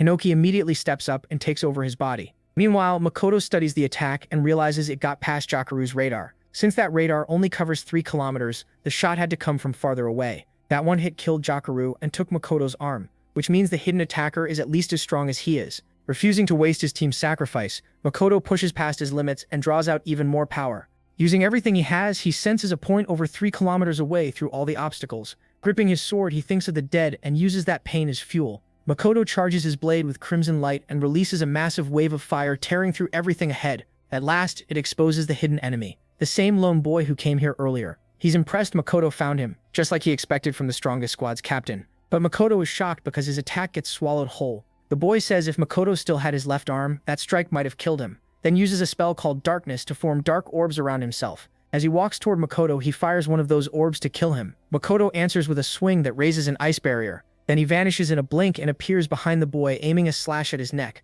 Before Makoto can react, that same beam fires again and blows away part of his torso. The boy stays untouched and calmly says he saw Makoto's move coming. Then he adds that Makoto is the one close to death. That sets Makoto off. With what little strength he has, he rushes in and swings, but the boy slips aside easily and drives a hard kick straight into Makoto's wound. But Makoto planned for that. Using the opening, he smashes the boy with the back of his sword and sends him crashing down. As he watches, Makoto starts to wonder why the boy stopped using that beam after only a few shots. It's insanely strong, but maybe he can't keep using it. Then Makoto figures it out. The spell can't be fired non-stop. When it comes to stamina, they may be even. The boy lands on his feet after the crash and confirms that guess, but reminds Makoto they're not equally injured. Makoto has lost an arm and half his body. Even so, Makoto rejects the idea of being at a disadvantage. He remembers the 3 rules of the Makoto squad and draws strength from them. Resolve fills him as he prepares to fight to the end. He coats himself in burning electric fire, sealing his wounds shut, and roars out the squad's 3rd rule, overcome your weakness. Then he unleashes Scarlet Blaze. The boy narrows his eyes and realizes Makoto is burning his own life to get stronger. So he does the same, feeding his darkness spell with his life force. Makoto, calling on the spirits of his fallen comrades, stares his enemy down and warns him not to disrespect his squad. Back with Kanagi as he calls on the founders, his hair turns white and Hinoki takes over. The surviving squad members, still trying to escape, are stopped by the boss as she regenerates her arms. Kashi realizes she can't handle this alone, so she calls to Kanagi, still at the rear. To her, it looks like his spirit broke after seeing everyone die, which would make sense for someone who only recently joined. But then the protagonist stands up. In a flash, he rushes in and kicks the boss so hard she goes flying. Elsewhere, Makoto and the boy keep trading blows, and Makoto fights with only half a sword. He unleashes Scarlet Light, and the opponent barely avoids it by leaning aside. Even after dodging, he starts to worry. Makoto's flames should have been erased by darkness, yet they keep coming back and hitting him. On top of that, there's a limit to how much darkness he can control by hand, and he's nearing it, so he fires a swarm of dark orbs at Makoto. Makoto dodges them fast, finds an opening, and slices off the boy's arm. Now the tide is turned, but even one-armed. The boy jumps in and slams his knee into Makoto's wounded side. Makoto falls in pain as the boy walks up and says losing an arm means nothing, especially when Makoto still has a hole in his stomach. Then he reveals something worse. He says he expected all of this. From the first strike, he knew Makoto would close the distance. He even praises Makoto for always choosing the best move without wasting time. But that, he says, is also Makoto's weakness. He's too easy to read. That's why he'll lose. Then he reaches into his bag and pulls out a book, claiming Makoto's defeat was written in it from the start. Makoto's eyes widen when he recognizes the Book of Doom. The boy opens it and reveals the truth. If one group exists to stop prophecies, then of course another exists to make them happen. Makoto is stunned. He never knew such a group existed. Then the boy reveals who he is, one of the 12 apostles of the apocalypse, the 12th of darkness, the one chosen to fulfill the prophecy. Still shocked, Makoto asks why he wants to bring ruin to the world. The boy flips through the book, smirks, and asks if telling him would earn forgiveness. That mockery enrages Makoto, and he swings with everything he has. The strike nearly cuts through the boy's shoulder. Makoto believes he can still win. The boy seems low on mana, and his body is reaching its limit. Makoto calls on the red dragon form. Sure, this will finish the fight. But the guy, even with his shoulder almost cut off, is still standing and says Makoto is the one who's done. Then he pulls out a potion and drinks it. A bright flash bursts out, blinding Makoto. Then a heavy punch comes flying through the light. Makoto is slammed straight to the ground. When the dust clears, he can't believe it. Every wound he gave that guy is gone, and his enemy is back at full power. The guy says that potion is actually an artifact that fully restored him. Even with one arm, Makoto fires Scarlet Light again and sends a slash wave at him. The guy breaks it apart with darkness orbs and fires back right away, leaving Makoto stunned. That artifact is so broken it's usually kept under national control, so no normal group should have one. Then the guy drives a kick into Makoto's stomach wound and drops him to the ground to die. Seeing Makoto beaten, he finally lets out a relieved breath. At that moment, Makoto thinks back to his childhood and to the people who fought beside him. Even now, he reaches for his sword. He also remembers Kanegi talking about treating his brother like his cat, and that puts a smile on his blood-covered face. He grabs the sword again, but just as he moves to strike, a beam of darkness hits him and cuts off the hand holding it. Certain it's over, the guy says his final goodbye to Makoto. But before he can finish him, someone tears through the crystal behind him. It's Kanagi, with all the founders backing him up,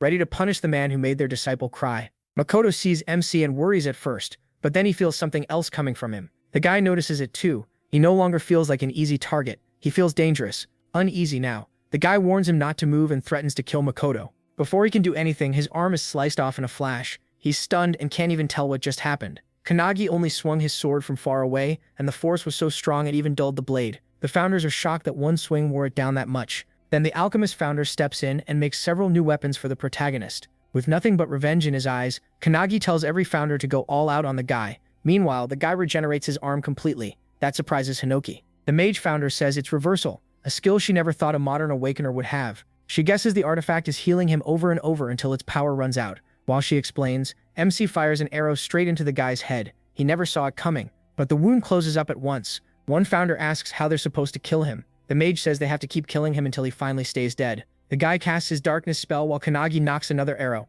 When he lets it fly, the darkness tries to stop it, but the arrow punches through and hits the guy in both the chest and head. The archer founder taunts him, asking if he really thought his arrows could be stopped. The guy heals again and fires a swarm of darkness orbs back. Using the founder's evasion skills, Kanagi slips past them and rushes in at once. He kicks the guy right in the face, grabs his hand, and slams a palm strike into him. One founder points out that the guy can't use his annihilation beam when his own orbs block his sight. That makes things easier for them, since his attacks are simpler to dodge. Kanagi then smashes a heavy blow into the guy's gut and sends him crashing down. The founders start wondering how many times they have to watch this same man die and come back. Then the protagonist heads over to Makoto. Barely hanging on, Makoto asks if he's really MC. MC says no, the founders are using his body like heroic spirits. Using Valentine's healing power, preservation, Kanagi starts restoring Makoto's arms. While healing him, he says they're short on time and need to move fast. As he leaves, Makoto realizes it's the founders controlling him. Not far away, the guy stands back up, shocked that his spells are being dodged and beaten so easily. The protagonist doesn't let him think and attacks with a spear, driving it right through his heart.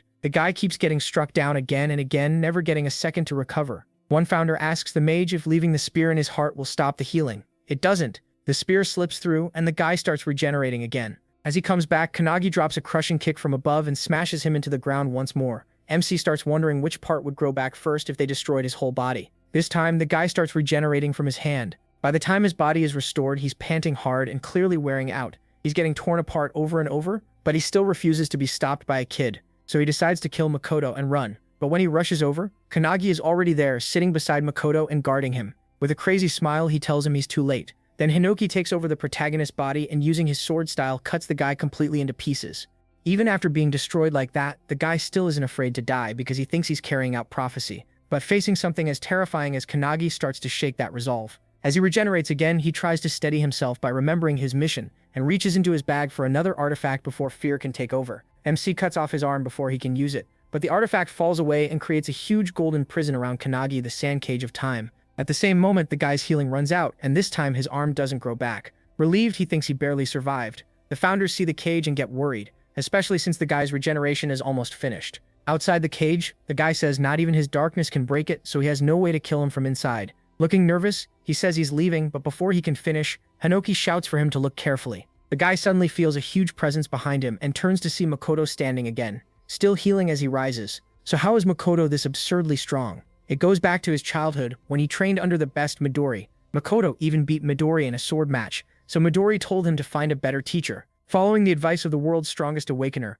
Makoto searched for top masters everywhere, but he outgrew each one. Swordsmanship, magic, speed, it didn't matter. None of them could keep up for even a month. One teacher finally sent him to the strongest swordsman they knew then, Hinoki Ichika, Hinoki's little sister. Ichika became Makoto's last master, and he trained with her for about 3 years. During one lesson, Makoto asked her about a sword technique from a book called Indomitable. Even Ichika couldn't explain it. She said it was something only Hinoki the founder could use. That only made Makoto more interested, since he'd already read about it. Not long after, Ichika realized she had nothing left to teach him. Makoto had already mastered Hinoki's one-handed sword style. Makoto still wanted to get stronger, but Ichika didn't know how he could go further. She said he was like a flower bud that still hadn't bloomed, and even with all his training, blooming in this life might be hard. Still, she hoped one day a greater swordsman would appear before him. Now, in the present, Makoto realizes that moment is here. He's watching Kannagi use sword moves he didn't even know were possible. Ichika once said a chance like this may come only once in a lifetime, and he can't let it slip away. Thanking Ichika in his heart, Makoto brings his severed arms together.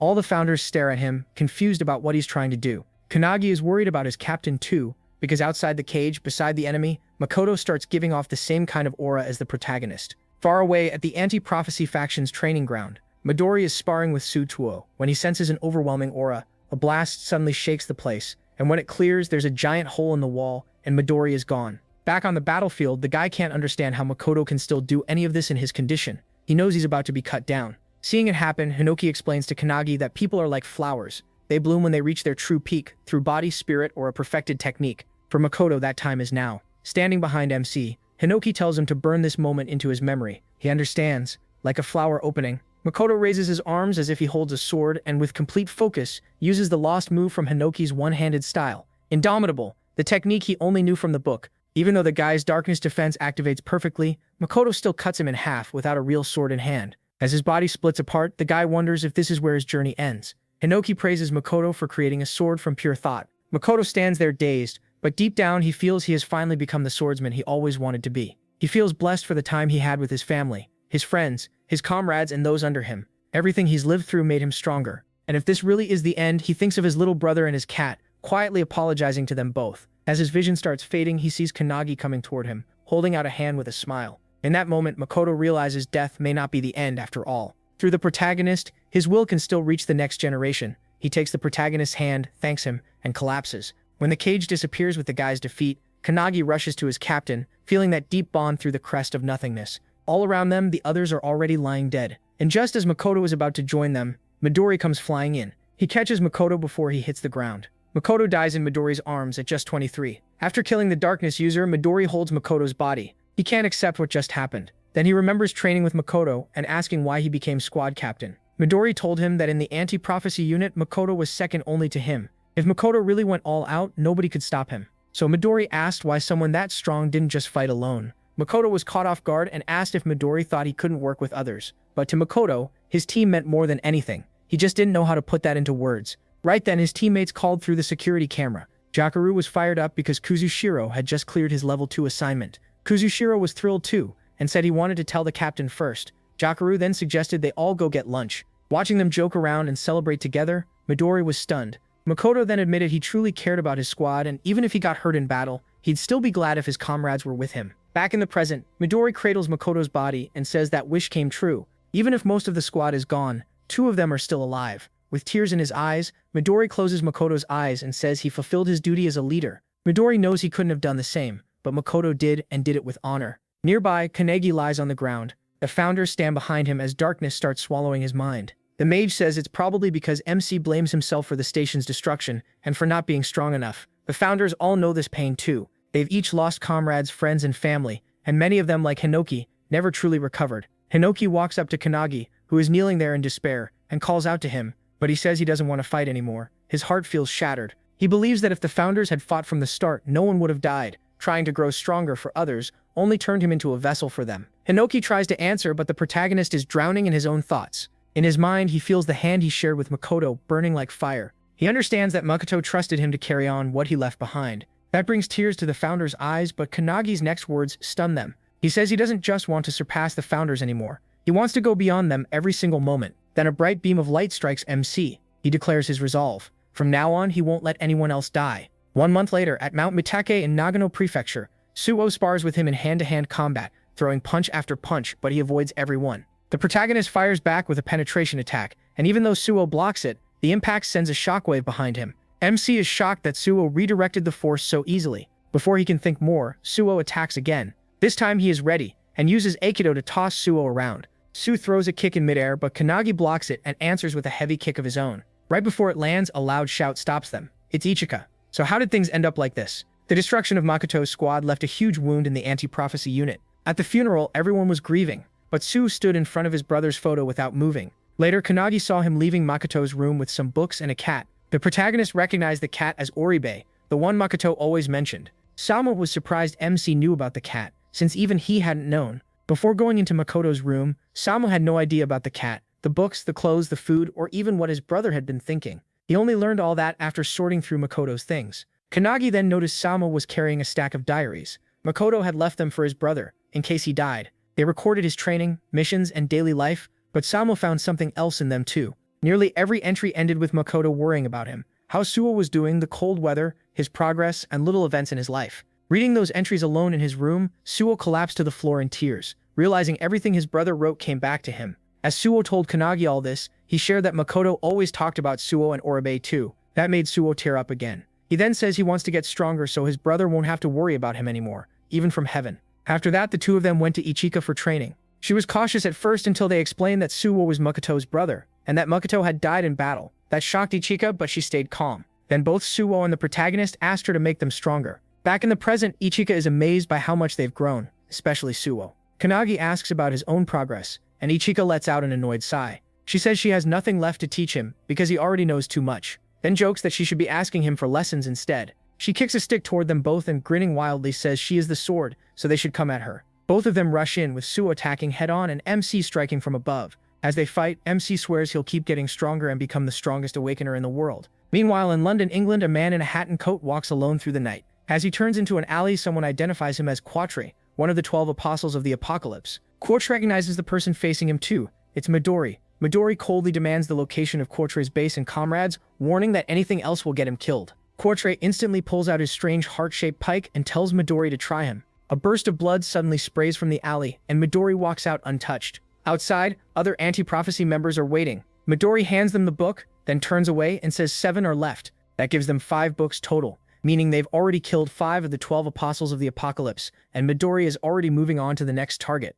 Inside anti-prophecy's top secret facility, the Hunt of Everlasting Secrets, someone presents Midori's recovered book to an old woman. She is Io, the superintendent of the anti-prophecy unit. The man delivering the book says it came from Midori, and explains that these are prophecy books taken from the 12 apostles of the apocalypse. He is Tengen, Io's assistant. Another assistant, Shiki, is there as well. She suggests the books may all be pieces of one larger book that was split apart. Io opens the book and says the real problem isn't killing the apostles or collecting the books. The bigger issue is Midori acting alone, and Makoto's death seems to have scarred him deeply. Hearing that, Shiki asks what they should do. With a smile, Io tells them to leave Midori to her, and says she'll make tea for him when he comes back. Then Tengen and Shiki suggest that since Makoto's squad is gone and left an empty spot in the anti-prophecy unit, they're willing to form a new squad under their own command. Io goes quiet and thinks it over. Meanwhile, near Tokyo, a rank 2 prophecy called Rebellion is breaking out. Its boss is the God of Down. Anti-prophecy members are fighting the prophecy's troops, but they're having trouble taking down even a few. In panic, they call for their captain Hibiki. Hibiki, captain of the Hibiki Setsuna squad, steps forward.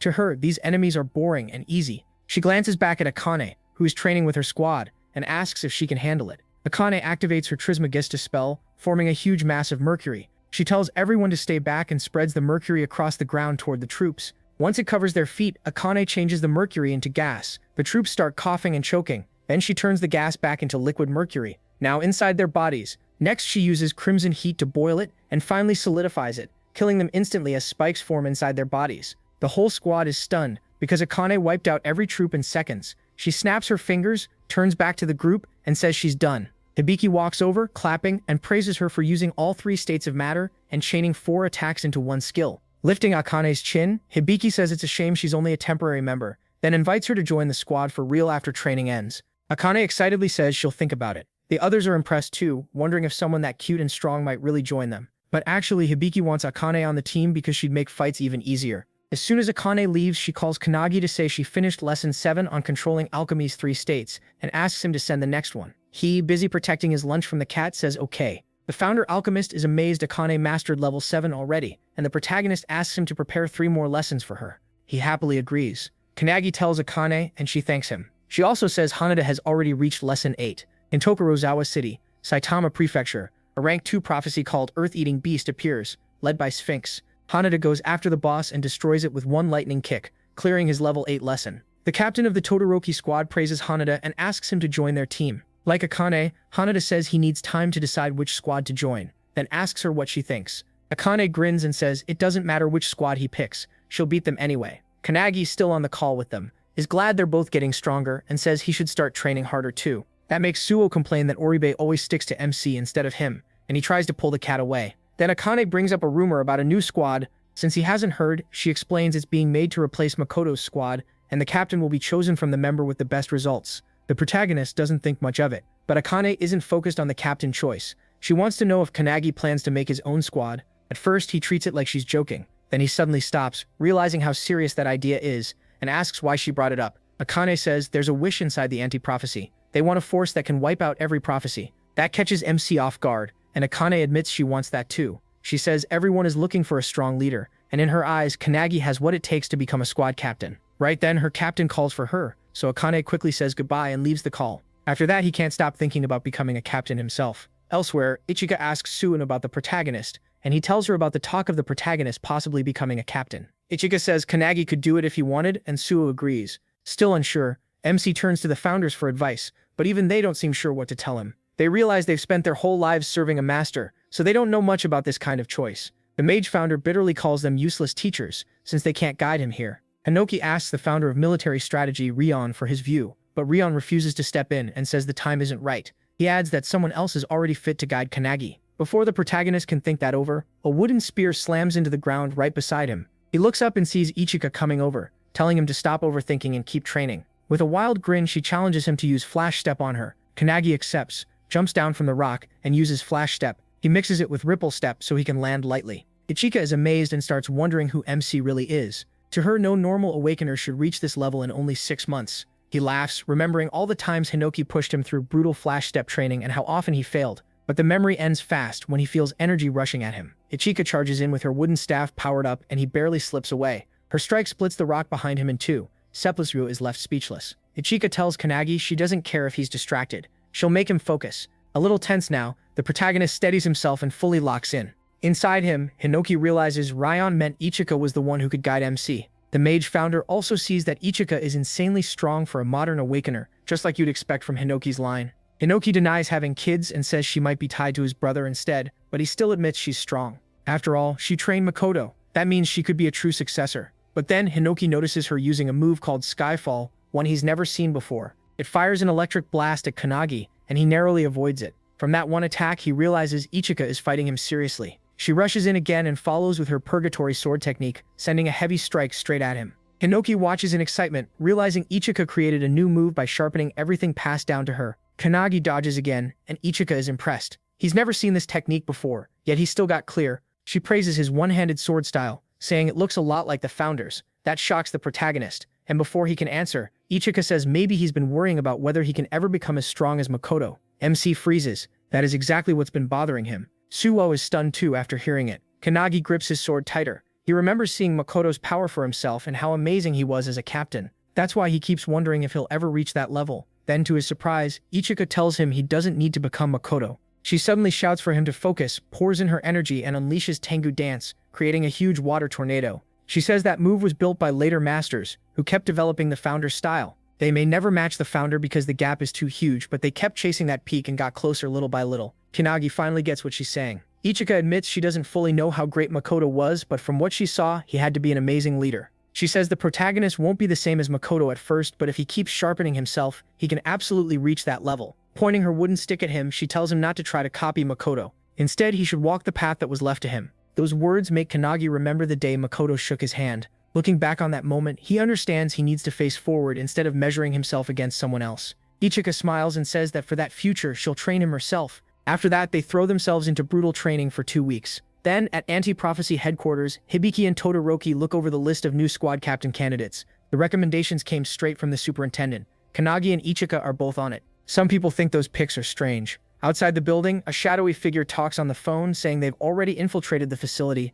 and that the new captain exam starts in 3 days. Holding the Book of Doom, the figure declares they will become the Anti-Prophecy's next squad leader. That person is Eva, one of the 12 apostles of Apocalypse. Eva has a skill called Heavenly Demon that lets her take the place of anyone she kills. Her plan is to become captain of the new squad and destroy the Anti-Prophecy from the inside. While Midori keeps hunting the 12 apostles and has already taken down over half of them, they know they can't beat him head-on. So they've chosen to tear down the Anti-Prophecy from within, because they'll do anything to complete the prophecy. 3 days later, the captain selection exam begins at the Anti-Prophecy's grand training field, and all the candidates gather. The instructor announces there will be 4 tests. Only 4 people can move on to the final round. Each test uses points. First gets 3, second gets 2, and third gets 1. Whoever ends with the highest total will become captain of the new squad. The superintendent watches in silence, while the instructor tells everyone to do their best. They all answer with a loud yes. Kanagi can feel everyone's eyes on him. There are 8 candidates: Koki from the Yagarama squad, Akihina from the Yorizuya squad, Sonobe from the Yashima squad,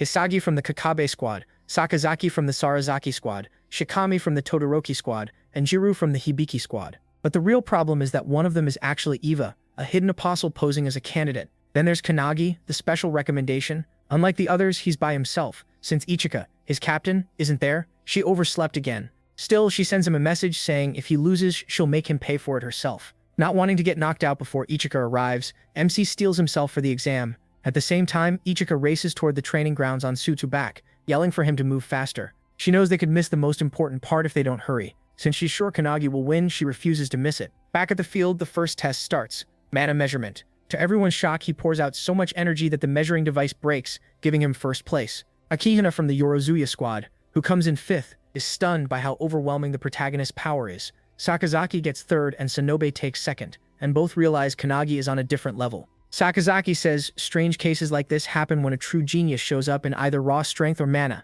and he figures MC is a mana monster. He compares him to another oddball in the exam, Shikami, who placed 7th. That puts him in 1st on the board with 3 points. Then the instructor announces Test 2, hand-to-hand combat. Now the real fight starts. Each person will face an opponent, and a win is worth 2 points. As the first matchup is called, Shikami raises his hand and asks to fight the protagonist. He's known as the strongest regular member in hand-to-hand combat, and is considered an irregular too. When he was only 2 years old, monsters from another dimension appeared around him. Even as a baby in a cart, he killed them all by himself, shocking his mother. He protected her and became a legend. From the crowd, Hibiki accuses Todoroki of cheating by putting Shikami into this test, but Todoroki says using his strongest fighter is completely fair. He points out that Shikami has both huge magic talent and absurd physical strength. Todoroki proudly says he's trained Shikami ever since he joined the squad, and no one has ever beaten him in hand-to-hand combat. Hearing that, Hibiki wonders if the match will be over in an instant since Shikami is almost impossible to beat up close. When the fight starts, Shikami walks up to Kanagi and asks if he's really been giving Hanada lessons. Thinking of the founders, MC answers that he's only the messenger. Shikami doesn't get it, but says someone is clearly guiding Hanada from behind the scenes, and Hanada is already a super genius. Shikami says Hanada would reach that level even without him. He just nods and agrees. That answer only makes Shikami more irritated. Furious, Shikami activates Violent Bite and turns monstrous. Then he rushes the protagonist at insane speed. MC barely ducks and Shikami instantly follows with a heavy claw strike. Todoroki loves seeing his fighter go all out. Shikami throws everything into the swing, but Kanagi slips aside and takes the opening. Dropping into Kudu's stance, he grabs Shikami's wrist and slams him hard into the ground. The hit sends out a huge shockwave and blasts rocks everywhere, leaving everyone stunned. When the dust clears, both fighters are in the air. The others can hardly believe it. Kanagi only redirected the attack, yet the force wrecked the whole field. Even he is amazed by Shikami's power, but Shikami thinks he's mocking him. Even after that slam, Shikami lands safely. That shocks everyone, especially with the ground torn apart. Akihina, looking over things on his laptop, says this was bound to happen.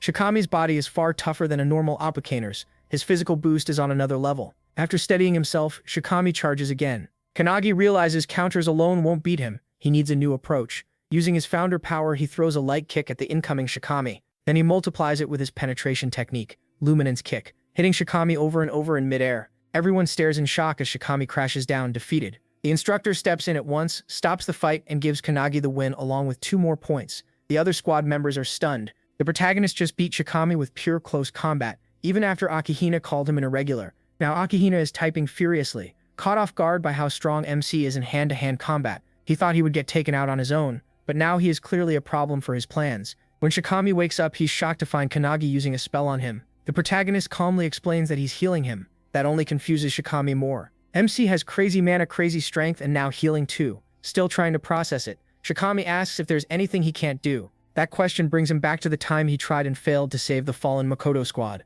After healing him a bit longer, the protagonist says he should be able to stand now. While they're talking, a loud blast suddenly sounds nearby. Kanagi looks over and says that's the final hand-to-hand match. Shikami panics, thinking he was out for a long time, but MC tells him it has only been 5 minutes. He explains that the other fights started right after theirs, and 2 of them ended almost instantly. Only Akihina and Hisagi are still going after 5 full minutes. Neither wants to back down. They're trading heavy blows without holding back. Hisagi rushes in, but Akihina drives her back with a strong attack. She mocks him for having no special talent, saying someone like that shouldn't be a captain. Akihina keeps his balance and answers that he was never trying to stand out. To him, a captain who only takes the role for show is just walking toward death. A real captain has to adapt to anything and raise the squad's odds of survival, even by 1%. That's the kind of leader he wants to be, so he won't repeat the fate of the Makoto squad. Those words hit Kanagi hard, since Akihina is talking about his dead comrades that way. Shikami gets angry too and tells Akihina to watch his mouth. Back in the fight, Hisagi uses her chainsword style and charges with a spinning wave of energy. Akihina blocks it, but the force still slams him into the ground. Hisagi goes in for another hit, but right before it lands, Akihina suddenly surrenders. The instructor ends the match and names Hisagi the winner, leaving her stunned. Another squad member grabs her before she can lunge at him, furious that he quit instead of fighting seriously. Akihina says he expected the fight to drag on, so he saved his strength for the next tests. As he walks off, he's sure he could have beaten Hisagi but doesn't want to show everything yet, especially with Kanagi watching. The hand-to-hand round ends with him in first at 5 points and Tsunonobe in second with 3. The instructor calls for a 30-minute break and warns that after the next test, the 4 lowest scorers will be cut. As lunch starts, the protagonist wonders where Ikina and Su are. They should already be here. Outside Anti-Prophecy headquarters, Su finally arrives carrying Ikina, completely worn out. He's confused when she heads for the courtyard instead of the training ground, and asks why. Ikina says she can smell a lingering aura there, one that tells her someone recently died. She says it feels like an Awakener was killed by a monster far stronger than them. Su is stunned. If an Awakener died here, then someone may have gotten inside Anti-Prophecy headquarters, even though its location is secret. Ichika says the 12 apostles are strong enough to find a place like this. That shakes Su even more, and when he asks why they would come here, she ignores that and tells him to head to the training area. But in her head, she's sure the dead person was around captain level. Since no one reported it, the whole thing is getting stranger. Now Midori, Ichika, Su, and especially Kanagi all share the same goal, avenging Makoto. During lunch, while everyone eats, talks, and treats their injuries, Akina sits alone with his laptop. MC, meanwhile, is sitting with Shikami when he suddenly lights up after spotting Ichika and Su. The mood changes fast when the others recognize Ichika. She's one of the 5 elite members of the Anti-Prophecy Special Task Force, alongside Midori. Su looks around at the captains and feels uneasy. Isega said a captain had been killed, but all 7 captains are standing here. Hearing that, Isega smirks and calls Kanagi over because she has something important to tell him. She explains everything, shocking him with the idea that one captain may actually be a 12 Apostles imposter. Based on the aura left in the courtyard, Isega says the dead person was definitely captain level. But since every captain is still here, something doesn't add up. The only answer is that one of them is a fake wearing the victim's place. Anagi immediately tenses up, and Su agrees. Whoever killed a captain-level person could be standing right among them. Su warns that if they don't deal with this soon, more people could die. Worse, it could lead to a prophecy on a level that would wipe out humanity. Ichika, grinning like a maniac, suggests the simplest answer: kill everyone there and remove the threat for sure. He and Su shut that down right away. They argue that they only need to find the one apostle hiding among them and take that person out. Now fired up, Ikina says this may be their chance to avenge Makoto. The 12 apostles killed him, after all. She asks Kanagi if he wants the same thing, and remembering what happened to Makoto and the squad, he says yes. Su clenches his fists too, thinking about what happened to his brother. The protagonist then asks Azure, founder of the detectives, what he thinks. Azure says the first step should be checking the crime scene, but with the exam still going, that's not really possible. Kanagi thinks about rushing there before lunch ends, but Azure warns that it could tip off the killer. If this apostle is as strong as the one from Snowy Mountain, he could wipe everyone out here. they have to be ready for that. So MC decides to inspect the area after today's test, then asks if even the founders might fail to sense any aura left behind. Hinoki says they've spent the last month near a volcano while he trained and perfected his one-handed sword style. He explains that the volcano could be messing with the flow of chi, making leftover energy hard to detect. Mage adds that if the aura can only be sensed up close, then the enemy is almost surely 12 Apostles class. Azure gets annoyed that everyone is stepping into his detective work, but Hinoki cuts him off and says they should focus on finding the culprit so he can kill him. Going back to the problem, Azure tells him to ask Ichika something. He asks whether the apostle could be hiding as a candidate instead of a captain. That catches Ichika by surprise, but after thinking, she admits it's possible if they're talking about captain candidates.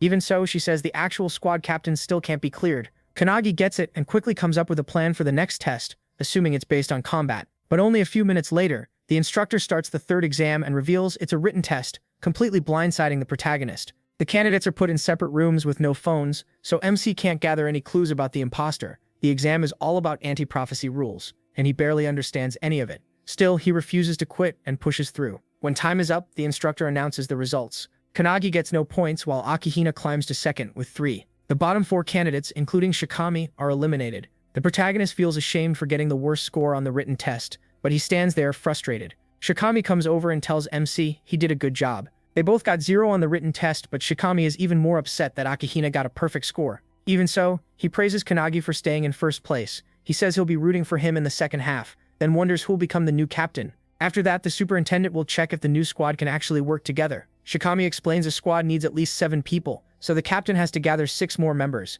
He tells him to start thinking about who he'll pick once he becomes captain. Then he puts a hand on the protagonist's shoulder and offers to join his squad, bragging about his strong body. With a grin, Shikami walks off and wishes MC luck in the rest of the exam. Once he's gone, Azure tells him to go check the crime scene. But the way he says it makes him realize Azure already knows who did it. Azure confirms it, but says he still needs hard proof before he can officially name the culprit. Then he says it's time for them to strike back at the 12 Apostles. The mage goes over everything that's happened and mentions that Detective Azure has been helping the protagonist think through the case. Hinoki gets annoyed by how roundabout she sounds, but she's clearly doing it to keep things light. At the crime scene, Azure steps in for MC and starts investigating. Just like he thought, all the clues match his theory. Now that the victim is confirmed, he knows exactly who the killer is too. Hearing that, Hinoki realizes their enemy really is one of the 12 Apostles, and that he may have the Book of Doom, just like the last apostle. The mage asks what they do next, but before Kanagi can answer, he feels a sudden wave of power and gets pulled into a cloudy world. There, he meets an old woman who just says she's a random granny passing by. She asks how the investigation is going, and he says there's been a murder. The killer is using someone else's body and is very skilled. The granny asks if they should catch the culprit now, but he says they already know who it is and not by guessing, they have proof. Even so, he says he still can't reveal everything yet. The granny doesn't get it. To her, the best move is to expose the killer and take them out right away. The protagonist tells her it only looks that simple. There are actually 2 culprits, not 1. He says it's better to bring them both down together when they're in the same place. He'll handle it in the morning, and asks the old lady, who is really the superintendent, to stay out of it and just watch. She smiles, wishes him luck, and repeats that she's only a passing granny who won't interfere. As she starts to leave, Kanagi tells her his name, which makes the old woman smile again. A strong burst of energy suddenly rushes into him, and he returns to his body. In a secret place, the assistant asks the superintendent if it's really okay to leave things like this. The granny says she doesn't mind. Kanagi seems close to the truth and looks like he has a plan. She just wants to see what he'll do next. Then she tells the assistant to have the other officers back him up if anything happens. The assistant agrees but says she didn't find anything special even after checking the leftover traces. Still, the superintendent chooses to trust MC. The assistant can't understand why she believes in him so much. The granny says it's because of the confidence and resolve she saw in his eyes. The next day, he walks through the woods when Shikami joins him and explains the next test. This one will judge how well they could act as squad captain. Shikami says Akihina will probably lean on strategy, but he's still cheering for Kanagi. The protagonist thanks him, then suddenly asks why Shikami threw the exam on purpose. After a short, creepy pause, Shikami turns to him and says he changed his plan halfway through. Instead of becoming captain, he'd rather work his own way under a strong one. Kanagi eyes him suspiciously and says he did it so he could wipe out all the squad's promising members. Ichika is nearby too, hiding in the trees as backup. Shikami doesn't deny it. He says he has no problem killing someone if it's needed for a replacement. He explains that in the third test, he couldn't write anything because his brain could only pull out what was already stored there. That's why he scored 0. Calling himself an idiot, he says it would be easier to just get rid of Akihina's body instead. When they reach an open field, all the squad captains and members are waiting around them. At the center, Todoroki is chained to the ground, with Hibiki and another captain standing beside him. Still wearing her usual smug attitude, Hibiki calls Shikami Mr. Apostle and tells him to introduce himself. Knowing his cover is blown, Shikami drops the act, lowers his voice, and reveals he's really Eva, the ninth apostle. Eva explains that her power lets her pull information straight from a host, and says she chose Shikami because he had the best body among the candidates. Hibiki asks with a smirk if Eva was trying to wreck the anti-prophecy from the inside. Eva says yes, but now that she's failed, she'll just kill everyone here instead. Before that though, she wants to know who figured her out first. Hibiki points at Kannagi, who's standing right next to Eva. Eva gives him a nasty grin and says she's surprised he had the nerve to stand that close. She turns toward him, releasing a huge amount of energy, and demands to know who he is. But how did they get to this point? Before Eva took over Shikami's body, Todoroki had told him he'd recommend him as a candidate for the new squad captain. Shikami was thrilled by that. Still, Todoroki warned him it was secret for now, and would only be announced the next morning. Shikami got even more excited and joked that if they kept talking like this, everyone would find out anyway. Todoroki reassured him, saying Shikami was one of the strongest there when it came to raw power, and would make an excellent captain. Hearing that faith in him, Shikami agreed and promised to do his best. But just as he went for a fist bump with Todoroki, something sliced him to pieces. In an instant, Shikami was butchered right in front of Todoroki. Todoroki froze, unable to understand what he'd just seen. Then a deep voice rang out, mocking Shikami for being so weak and asking if this was really the level of an anti-prophecy captain candidate. The voice answered its own question, saying the squad only got strong because of artifacts, and the one who gave them those tools. Then the figure stepped forward, introduced herself as Eva of the 12 Apostles, and said she looked forward to what came next. Eva walked over to Shikami's corpse and used her heavenly demon skill to take it over completely. While she was doing that, Todoroki unleashed Vajra and blew her body apart with one massive punch. Breathing hard and furious, Todoroki starts tearing up, but then he hears clapping behind him. The same Shikami he saw die is standing there, praising Todoroki for killing a 12 Apostle in one hit, just like his master should. Shocked, Todoroki turns and sees Shikami somehow alive. Before he can react, Eva, now wearing Shikami's form, cuts him in half. With a cruel grin, Eva activates the Necromance Dance artifact and turns Todoroki into a corpse slave under her control. Now controlled by Eva, Todoroki agrees to serve her, and starts to call her Eva, but she slaps him hard enough to nearly knock him over. She corrects him and says to call her Shikami so nobody will suspect her disguise. Todoroki obeys, and the two break into a twisted laugh. Meanwhile, Kannagi and Azure investigate the crime scene. Using his skill, Theatrical Detective, Azure rewinds the scene and watches what happened there. The skill lets him replay past events at a crime scene and see the truth for himself. But there are rules. Azure has to hold the evidence himself and solve the case with his own deduction, not just by staring at clues. It can even let him predict future crimes. But there's a big downside. If he ever gets a case wrong, the skill is gone forever. As Azure explains this to the founders, they're disgusted by Eva's dirty power, killing someone, then stealing their body. Then the whole place goes silent as everyone looks at Kannagi, who's overflowing with mana and barely holding back his rage. He swears he will never forgive the apostle. Back in the present, still furious, MC rushes Eva with a flash reflection punch boosted by his penetration spell and drives it straight at her. He follows with Luminance Fist, and when his blow lands on Eva's face, a huge blast explodes out. The hit sends her flying.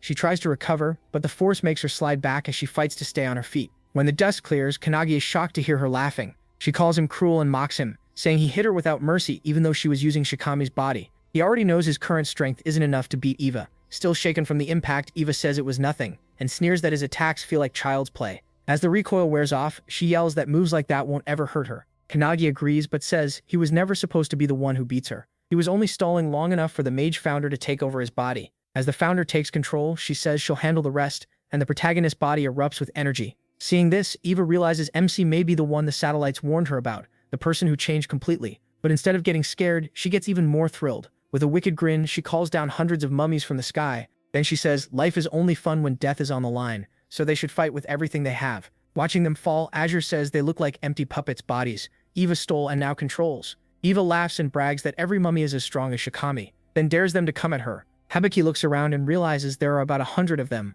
all at Shikami's level. A nearby candidate is stunned. From inside his own mind, Kannagi is disgusted that Eva is using the bodies of the people she crushed. The mage beside him says he's changed, and so have the founders. As the mummies dive toward the ground, the mage using his body says Eva made a huge mistake. She fires off a storm of electric blasts, zapping every mummy out of the air and stunning Eva. The mage takes it as an insult. Eva dropped her minions right in front of her, forcing her to strike before they could land. As the burning mummies fall from the sky, Eva stares in confusion, wondering what Kannagi just did. Some people train for years to gain perfect aim, but the protagonist used the skill like it was nothing, and hit every target without missing once. The mage tells MC to stay by her side and watch carefully. He's amazed that even in a weak body she can still use all her spells so smoothly. Calling him closer, she explains that Kannagi only chased power for himself, while the founders wanted to use their power through him. He doesn't get what she means. She goes on, saying that even after all this, the protagonist drunk on power still thought only about getting stronger. At the same time, the founders are just as intoxicated by MC's unmatched talent. But after losing a friend, someone who trusted him with the future, the mage says Kannagi is now furious from the bottom of his heart. Pointing at the excited founders, she tells Eva they all like this new theme. Eva is thrown off by that. She rushes in, shouting that the world is simple. The strong crush the weak. But just before she can hit him, a burst of lightning flashes in front of her and stops her cold. Eva looks around in shock and sees thunder raining from the sky. The mage says plenty of people think like Eva, but she once saw a being strong enough to destroy the tower, get played with, and eaten by beasts from another world. After watching her comrades fall, she now stands for the weak and swears to avenge them. Walking toward Eva and Kannagi's body, the mage calls her pathetic and mocks her for not having the strength to really fight. Eva can't even stand back up as thunder keeps blasting her. The mage knows that even when the protagonist trained in the mountains and acted cheerful, deep down he wanted revenge. And all the founders feel the same way. They believe Kannagi will someday reach the same height they did. She holds out a hand and tells him that if he ever needs help, they'll give it. And if something brings him pain, he just has to point at it, they'll end the prophecy. MC immediately points at Eva in the air and lightning bolts rip her body apart. Everyone is stunned. Even the instructor realizes Kannagi is like Midori as a child, a monster in the making. Lying there in pieces, Eva can't understand how this kid destroyed her whole army and tore her body apart too. He walks up and asks if she finally understands their power. Then he says he has a lot to ask her. He adds that he knows plenty of people who are good at interrogation, and he plans to make her explain everything. But in a deep voice, Eva says she can't beat Kannagi like this, and admits her boss was right. Suddenly a coffin rises from the ground. Eva calls it her trump card. The protagonist is stunned. Eva explains that hundreds of years ago, one founder, the 10,000-man army slasher, helped destroy the tower. To MC's horror, she reveals the body of Hinoki Reihiru inside the coffin. All the founders, especially Hinoki's spirit, are shocked that she has his corpse. Without saying a word, the mage drops a thunderbolt on the coffin. Hinoki is shocked, but the mage says this is serious now. Eva has already taken over his body. Then Hinoki's corpse rises, sword in hand. Excited by her new power, Eva says she can finally fight them as an equal. Kannagi feels the crushing pressure in the air and realizes it's even worse than what he felt training with Ichika. Then Eva snaps her fingers and hundreds more minions rise from the ground. Calling it her second wave, she makes Kannagi worry, but the mage tells him it's nothing. As Eva keeps summoning more, an explosion suddenly goes off behind her. She turns and sees his friends arriving, Ichika, Suo, and the others, ready to fight. The protagonist isn't alone. Eva gets annoyed because she thought he had no one else. As she listens to him speak, Kannagi notices the corpse sounds exactly like Hinoki. Even with their allies here, the group still struggles to bring the minions down, and Eva smugly says these ones are much stronger. This batch has a hardening skill, and even a full-force attack can't leave a scratch. Worse, every minion has its own unique skill, making them even harder to handle. With so many at once, the anti-prophecy group is getting overwhelmed. After watching closely, Hibiki activates her sound visualization release skill, creating a sound phoenix that wipes out a whole group at once. Even so, she stays cautious because each minion is boosted by its own ability. And just when the fight is already a mess, Todoroki suddenly breaks free of his chains and slams one of the younger members into the ground. Hibiki reacts in time and saves them. Through all this, Eva is loving the chaos. She smugly says that in a fight like this, only squad captains can hope to survive. Kannagi looks to the other founders for an answer, but none of them speak, so he turns to the mage and asks for control of his body back, just for a moment. She's surprised, but agrees. Once he takes over, MC mocks Eva and says her mistake was looking down on his friends. Elsewhere, Hanada gets surrounded by minions, but he remembers Lesson 7 from Kannagi. Using his fist technique, he summons a dragon to power and shape his attacks. Then he tears through every minion, rushing him with explosive kicks. Earlier, Founder Spirit Wantak had noticed Hanada's body was both strong and flexible, and that he liked fast movement and focused strikes. Another founder argued the style was solid, but it could become much better with their help. Now Hana puts all of that training together,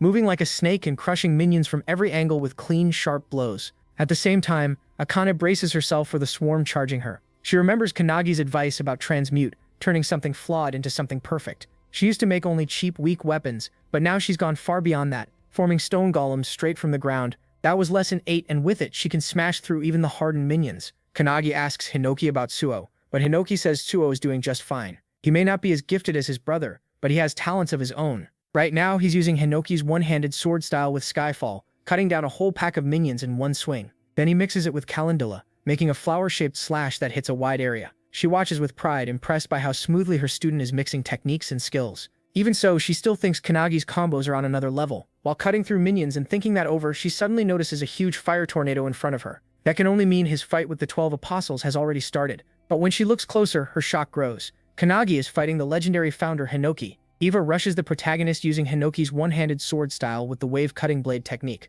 MC slips past it with absurd precision. Even though she misses him, the attack still tears up the ground. He fires back at once with the mage's thunderbolt, but someone as strong as Eva barely feels it. She answers with Dice Slash, cutting the whole battlefield into cubes and even slicing through her own minions. Kannagi survives by jumping onto one of the floating blocks and remembers he once endured this very move with his own body. As the field breaks apart into moving cubes, the others can barely keep their balance. One member grabs another who is about to fall, but before they can pull her up, Dice Slash cuts his arm off and she drops, still clutching the severed arm as she falls. Kannagi spots them just in time. He instantly casts a bubble spell and lifts them all to safety. The mage spirit, getting more worried, asks Hinoki what they should do. Hinoki tells her to decide for herself, and she does. Then, just as Eva fires Splitting Cloud, a beam attack, she unleashes it, throwing the battlefield into even more madness. Eva is thrilled by what a founder's body can do, amazed at how perfectly Hinoki's body is built for combat. Even so, she decides she needs something stronger. So she activates Hinoki's secret art, Indomitability, and moves in to strike.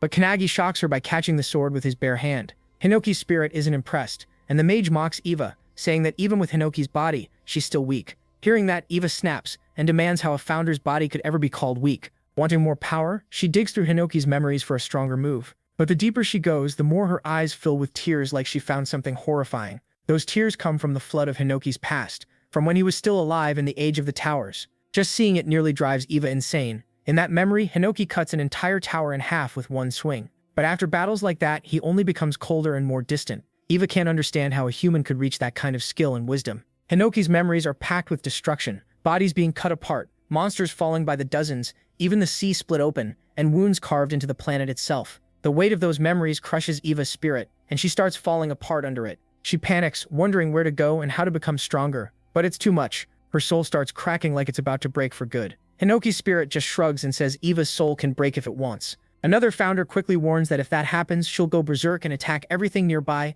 and that's exactly what happens. Eva's spirit shatters. A terrible scream bursts out of her, so strong people can feel it all the way in Takasaki. The shock makes officials order an evacuation right away. People check their phones and learn the aura is coming from Nagano, nearly 100 kilometers away. Even from that far, the shock waves still hit them, and panic spreads. Some think the world is ending, others think a monster has appeared. Back at the battlefield, Eva keeps screaming and rocks start floating as her aura slams down on everyone there. The weaker fighters cough and collapse, crushed by the pressure. Seeing that, Kannagi calls out to Hinoki, but Hinoki stays relaxed and says he already left this to the mage. Mage agrees. As Eva walks toward the protagonist, Mage lifts her sleeve and shows the seal of truth on her arm. Calmly, she says that if she has to use Kannagi's body, she'll end this in one hit. The moment she releases the seal of truth, MC's body starts pouring out huge energy. Akane can hardly believe what she's seeing. The alchemist spirit inside him tells him and Akane to watch closely. Whether it's magic or alchemy, he says, they both chase truth, and right now, he is about to reach one piece of it. As he speaks, matching seals spread across the protagonist's arms, just like the ones Mage once had.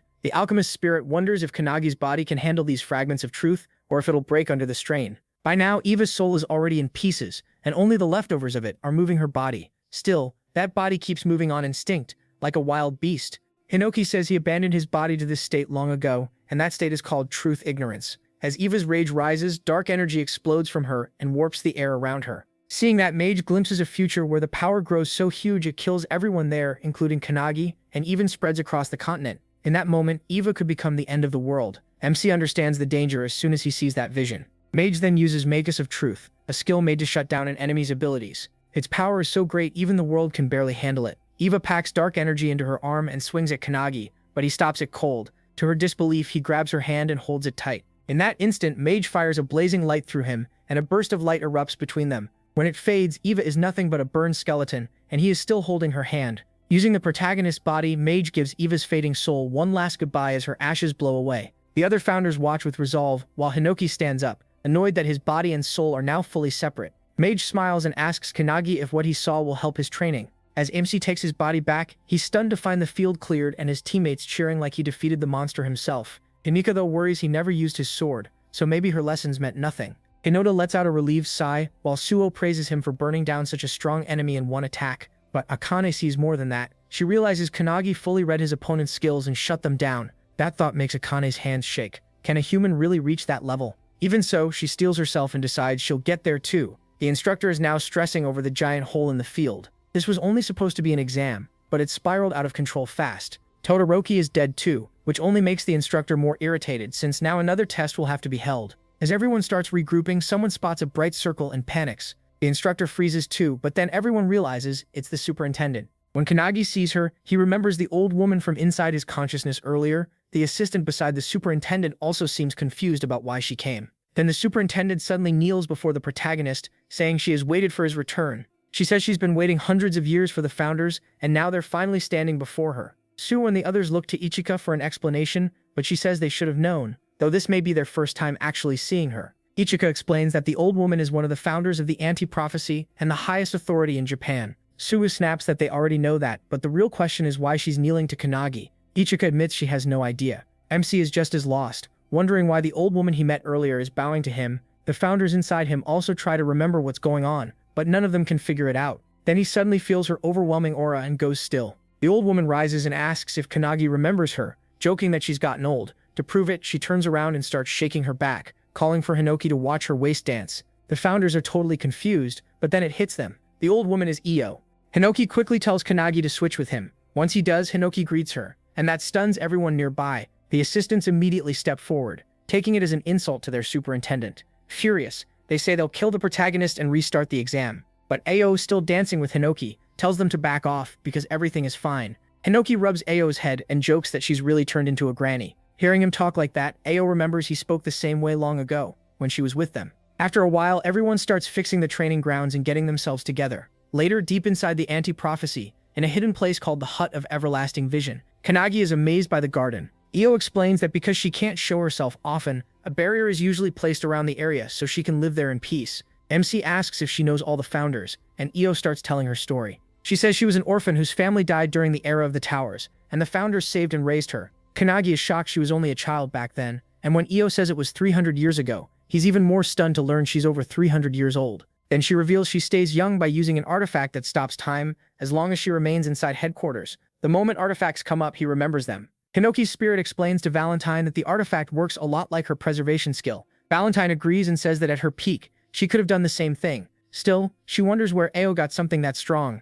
Ao explains that the anti-prophecy has a secret division that collects artifacts, and almost no one knows it exists. Recently, their storage site was attacked, and many artifacts were stolen. Because of that, a special team was made to recover them, and Midori is part of it. The detective founder inside Kannagi suspects the 10 apostles were behind the raid, which would explain their strength in the modern age. The protagonist is amazed by how fast the detective figured that out from so little. The detective then says that when Eva mentioned her boss was the one giving her artifacts, he checked her memories and confirmed it. Another founder points out that instead of finding 12 awakeners stronger than Makoto, it would be much easier to boost average ones with artifacts. Hinoki agrees, saying the 2 enemies they fought before weren't as strong as Makoto. Inoki agrees too, adding that they didn't even know the 12 apostles existed until the raid happened. She says the apostles now hold the same kind of power as the anti-prophecy's greatest enemy, so they can't be ignored. They're doing everything they can to find the leader, but Midori may reach them first. That revelation shocks Kannagi. Meanwhile, in Detroit, Michigan, the streets are empty, and one area looks like a war zone. A violent spell suddenly forms a tornado and slams it into the ground.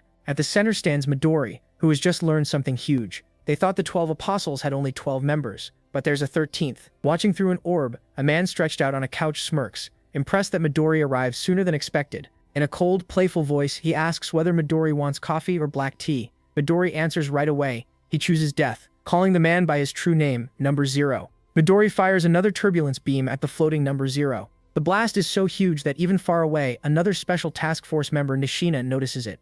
Makoto, who's with him, says the city was already evacuated, so the damage should be fine, but he can't figure out why Midori is going this far. They barely get out in time, jumping off the building just before it's cut clean in half and breaks apart. After landing, they decide to leave Number 0 to Midori and go deal with Kamaragi, one of the 12 apostles. Meanwhile, Midori gets annoyed because even his strongest wind attacks can't break the bubble around Number 0. He wonders if it's a skill or an artifact. After finishing his tea, Number 0 steps out of the bubble on his own, taunting Midori and asking if he's done yet. Midori instantly fires back with Wall of Cutting Pearls, hurling huge rocks at Number 0 and setting off a massive blast. But to his shock, Number 0 walks out without a scratch. In front of Midori, he casually says the gap between them is like a whale and a fish. Midori quickly realizes Number 0 can defend himself even without that bubble. Looking right at him, Number 0 keeps mocking him. He says that normally Midori would be so strong and scary he wouldn't even want to face him. But now Midori is crushed by the loss of his friend. To Number 0, that makes him pathetic. He goes on, saying Midori was born as nothing but a monster built for battle. Yet even then, he still couldn't protect the people he cared about.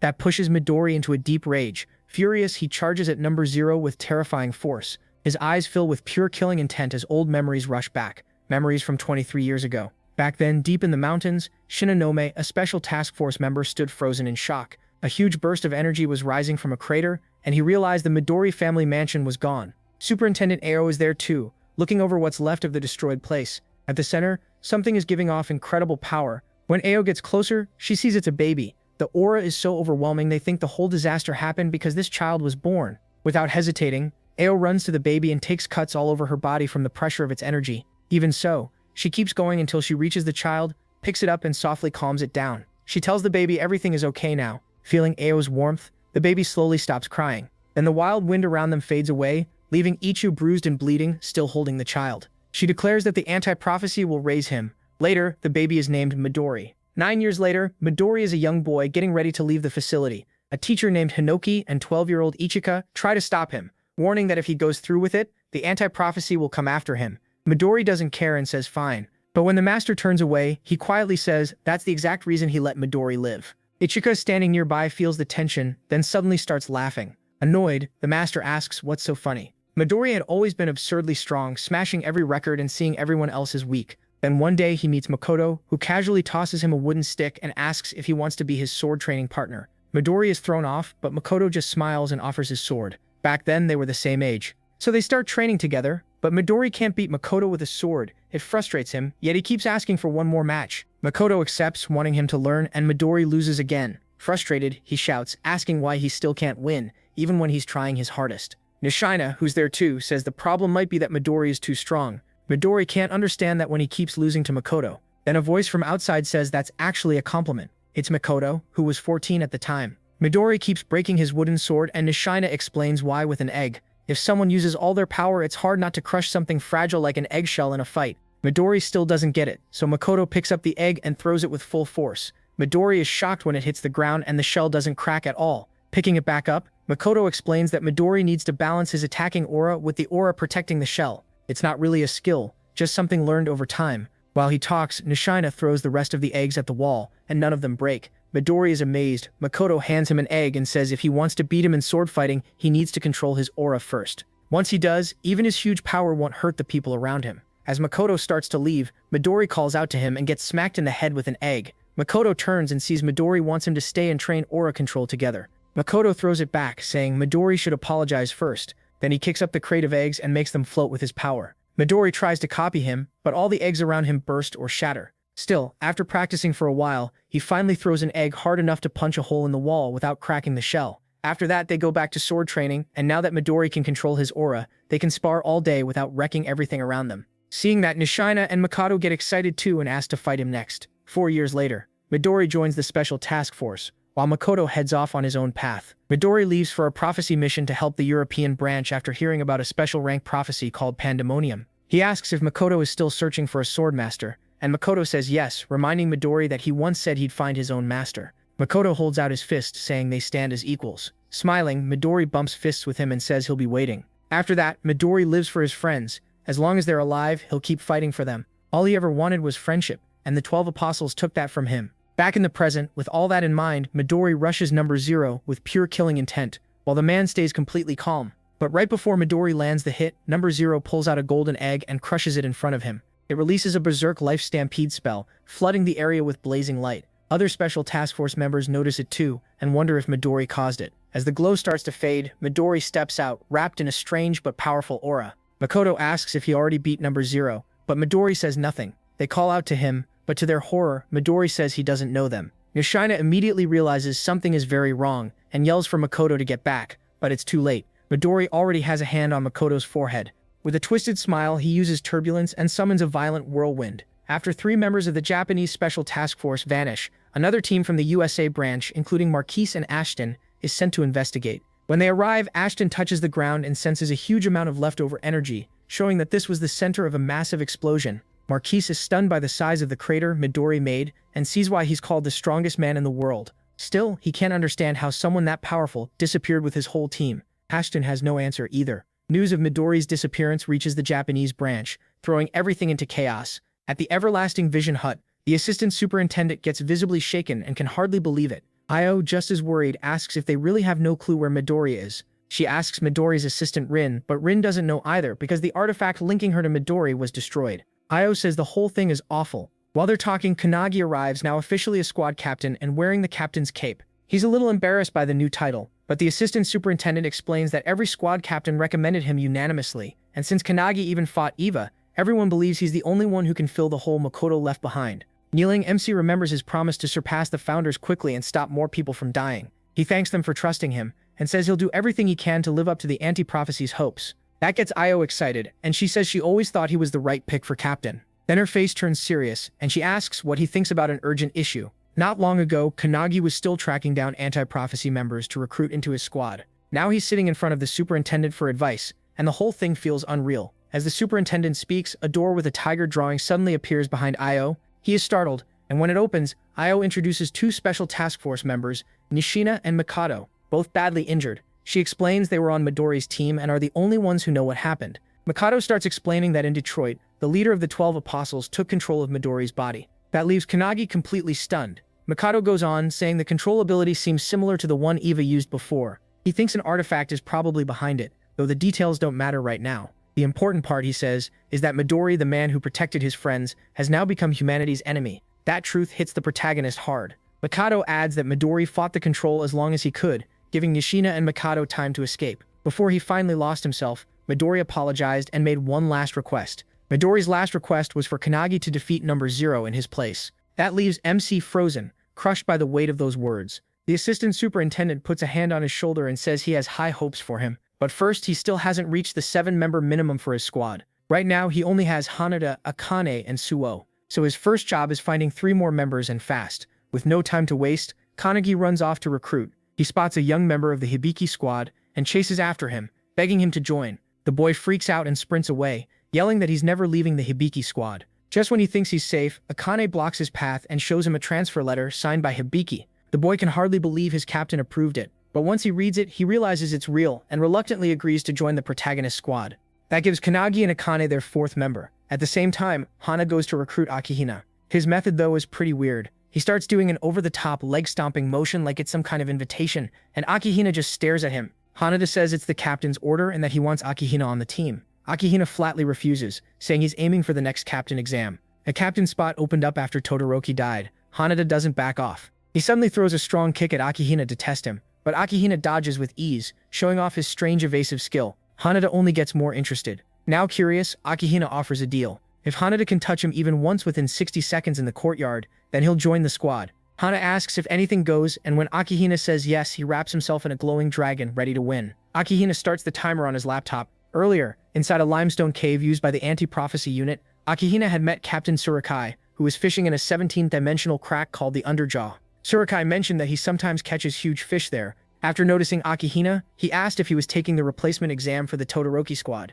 Akihina said yes, but added that he wanted to be a captain who doesn't die. Todoroki told him he could still reach that goal without becoming a captain. Akihina is stunned and asks if that means he isn't fit for it. As Todoroki reels in a monster shark, he says Akihina is missing something. Back in the present, Hanada charges while Akihina keeps avoiding contact. Even when Hana gets right up on him, he still can't land a single touch. Hana quickly realizes Akihina is using some kind of dodging ability. It's Omni-Egos, a skill Akihina has hidden for a long time. Omni-Egos lets him teleport to a marked spot within 100 meters. He has to visit that place first, but once it's set, he can jump there with great speed and accuracy. No matter how many attacks Hanada throws, Akihina slips past everyone. It's a tough matchup, but Hana treats it like training because one day he'll have to face Midori. While blinking around the courtyard, Akihina asks what Hanada sees in Kanagi. Still attacking. Hana says he can't name anything special. He fires off another kick and admits he knows Akihina's idea of a good captain, someone who raises the squad's chance of survival, even by 1. Hana says that sounds noble, but he wouldn't trust a captain who puts survival above everything.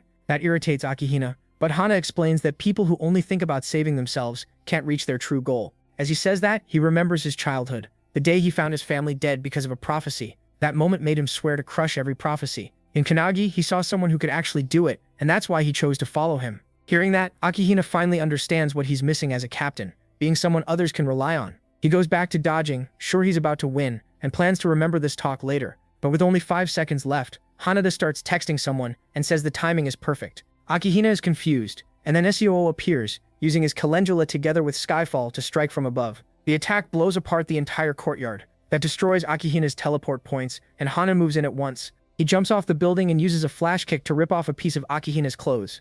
The timer hits 0, but that still counts as a touch, so Hanada wins. After landing, Sur asks if wrecking the whole courtyard was really worth it. Hanada just shrugs and thanks him for the assist. In the back, Akihina is furious, but after typing something into his laptop, he settles down and agrees to join Kanagi's squad. Hanada and Sur celebrate with a high five. Around the same time, MC and Akane bring in another recruit, Iryu bound in chains. He is stunned by the ruined courtyard, but Sur says he's counting on him to write the apology. Hanada tries to smooth things over and says Rin can probably fix it. Still, they have one problem left. They need one more member. Akane has no ideas and asks if Kanagi does. The protagonist points to the Special Task Force survivors Ichika, Mikado, and Nishina, then says he's already brought them into his squad. For now, they'll fight under him. Elsewhere at the Watchtower, the remaining 12 apostles gather for a meeting. Only 5 are left, but they're confident because they now have the strongest weapon in the world, Midori's body. To them, that puts them one step from wiping out anti-prophecy. Number 0 reminds them of their creed. They do everything to bring prophecy fully into this world.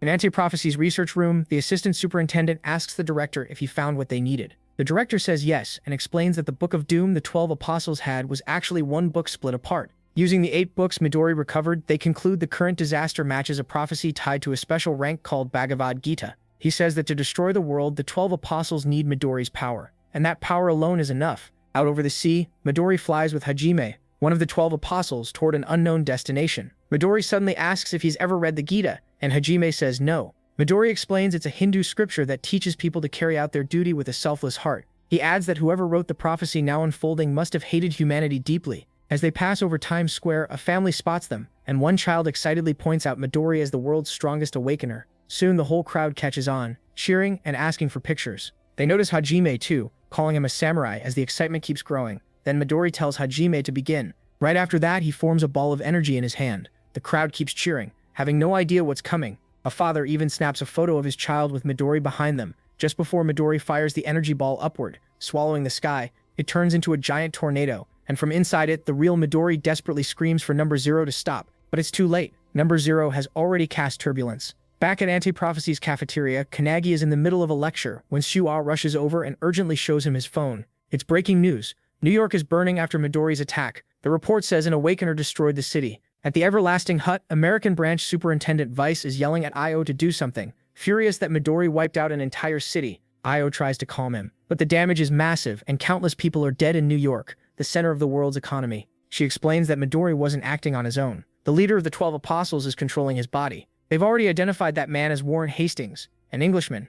Io suspects he may be working with invaders from another dimension. That shocks Vice, and Io goes on to say the 12 apostles are using artifacts outside Anti-Prophecy's control. To her, that means someone or something is backing them. Vice still says the blame falls on Io, since the man who erased a city came from their special task force. He warns that the White House is even thinking about using nukes on Midori. But Vice knows nukes won't work on Midori and asks what Io plans to do. Back in the cafeteria, Kanagi asks Sue if he finished lesson 15 with everyone else. Sue says yes, but then MC shocks him by naming him vice captain of the MC squad. He tells him to keep everyone training until they get deployment orders. He adds that Iryu and Akihina are always clashing, so they need to work on teamwork if they want to be flawless. Sue asks what Kanagi plans to do himself. The protagonist says he's going to sleep, and this time it'll be a deep one. No one is allowed to wake him. Since it's a direct order, Sue accepts and chooses to trust him. Back at the Everlasting Hut, Io says she'll confront Midori with their strongest elite squad. At headquarters, MC reaches his room and drops asleep right away. In his dream, he draws his sword and trains with Hinoki, while the other founders wake to guide him. But to Kanagi's shock, Hinoki instantly cuts him to pieces in one flash. He regenerates at once, only for Hinoki to slice him apart again. Hinoki reminds him that he was the one who asked for full power training, so now he'll be devoured. With that, Hinoki rushes Kanagi at full speed. Another founder tries to step in, but Wantak and the mage stop him. The other founders argue that this kind of brutal training may work in the short term, but the protagonist is dying far too often. If this keeps up, his soul could break apart. Still, they all know Midori is the strongest awakener of this age, and MC as he is now can't beat him. This training is cruel, but it may be their only shot at winning. The founder from before warns there has to be a limit to what Kanagi can take, but the alchemist tells her not to worry. He isn't that fragile. Even after watching the protagonist get cut down over and over, the mage still believes he'll pull through. MC apologizes to Hinoki, crushed by the pressure of just standing before him. It feels like being dropped into a freezing blizzard on a mountain. After catching his breath, Kanagi faces Hinoki again. He gets split in half in an instant. But this time, he manages to slice off one strand of Hinoki's hair. Before, he couldn't even touch a hair. Now he finally has. No matter how many times he dies, he refuses to quit. He gets back up again and again. Meanwhile, in Mumbai at the gateway of India, A raid from the Indian branch's special task force lights up when he sees Midori. He reminds him that without his help, the special rank Prophecy Blazing Fire boss would have burned Mumbai to ash. Then with a grin, he asks whether the man who once helped save this city has now come to destroy it. Midori says those words are pointless. This may be his body, but Number Zero is controlling it. Number Zero mocks the idea that Midori can take it back. To mess with Aradeep even more, he pulls out Midori's trapped thoughts and lets Midori's own voice beg him to run. Aradib refuses. This is his hometown, and he'll fight for it to the very end. At the Everlasting Hut, Io explains to the superintendent's assistants that humans have been at war with beings from another dimension for 100 years. Back in the Founders' era, the Tower appeared first, then the Crack, then the Prophecies. And through all that time, some humans have always sided with those beings to help destroy the world. While she talks, one assistant sees news that India has fallen and panics, realizing the enemy now seems to be heading for Europe. Io says she expected that, though it would have been better if they had gone straight to Japan. When the assistant asks why, she explains that Number Zero only took Midori's body recently, so he still can't use all its power. On top of that, the more he fights, the stronger he gets, so she orders the assistant to call in all the captains. Then she tells Tengen he'll be going to the battlefield too, and he jokes that they only remember him when they need heavy work. The real surprise is that Io says she'll fight in person as well. Since the Kanagi squad is their only real hope against Midori, the other squads must stall until they're ready. Hibiki and the other captains, clearly tense, ask how much time the protagonist needs. Io answers that MC says he needs 2 days. Then she names the battlefield, the Pacific Ocean, where they'll try to stop Midori. There, the whole Japanese branch of Anti-Prophecy gathers for the coming fight. When Midori charges them, he fires off turbulence right away. Io blocks it with her own defensive spell. Midori narrows his eyes in surprise and Io smirks, telling him not to look down on them. Earlier, while the captains were heading out to face Midori, Hisagi and her squad ran up, begging to come fight the leader of the 12 Apostles too. Their captain says no, but Hisagi, close to tears, argues that even if they can't change the battle, they can still protect the captains with their lives. The captain turns to them and asks if they understand why the captains chose to take on such a hopeless fight. Even knowing they may never return because the gap in power is too huge, they still believe their subordinates will survive and keep fighting. That's why the captains entrust them with protecting the world. After saying that, the captains leave, and their squads are left behind. Some burst into tears while others harden their resolve to protect the Kanagi squad until its training is done. Their eyes are full of grief, but they know crying won't help. They have to move and fast. The squad captains, superintendents, and assistants teleport to the ocean and face Midori together. As Ao easily stops Midori's turbulence, the other captains stare in shock at her power. Midori is thrown off too by this unfamiliar ability. Digging through Midori's memories, Number Zero recognizes Ao as Anti-Prophecy's superintendent, a mother figure to Midori, who always hid how strong she really was. Ao tells him this is the first time in 100 years that she's used her power in battle. None of the captains have ever seen her go all out, but now she activates her 8 Ada Mirror spell, which has 2 stages. The first lets Ada completely cancel any ability, as long as she understands how it works, giving her perfect defense against it. It's a direct counter ability, and it works perfectly with a mage's sharp analysis. Midori doesn't wait. He answers with blazing turbulence, sending a storm of deadly tornadoes at Io. The captains realize this is the same move that burned India down, but Io already knows it, so she knocks it away with ease. Her spell's second stage lets her copy any ability after reflecting it with the first stage. She fires back with her own tornadoes, and they smash Midori's attack apart. Midori quickly figures out how her power works, but then gets irritated when he senses an attack coming from the side. One captain rushes in with Infinite Fist, hammering Midori with a non-stop barrage. Every hit makes Midori's body go numb, but even after all those punches, the captain is stunned to see him barely react. Then the captain grabs Midori in midair and calls for the others to strike while he holds him down. Hibiki instantly releases her sound visualization skill. Phoenix and the other captains hit Midori with their strongest moves at the same time, but Midori answers with Wall of Cutting Pearl, blasting out huge tornadoes that slam into all the captains. When the smoke clears, he's untouched and mocks Io for bringing weak fighters. Then he suddenly feels a huge presence above him. He looks up and sees the superintendent's assistant, forming a giant sun-like ball of energy. Midori instantly realizes that move gets stronger the longer it's charged. As he tries to make his own energy sphere to counter it, the female assistant uses Slav Maker and locks his hand in chains. Midori is shocked. He didn't expect them to have a Warp Awakener. Bound by the shackles, he can't cast. At the same time, the male assistant finishes charging and throws the massive fireball at the trapped Midori. Watching it rush in, Midori knows he can't dodge. He thinks his strongest wind attack at the last second might reduce the damage, but right then, he spots another identical fireball coming from the other side, made by Io through her mirror spell. The 2 fireballs crash together and explode, swallowing Midori in a massive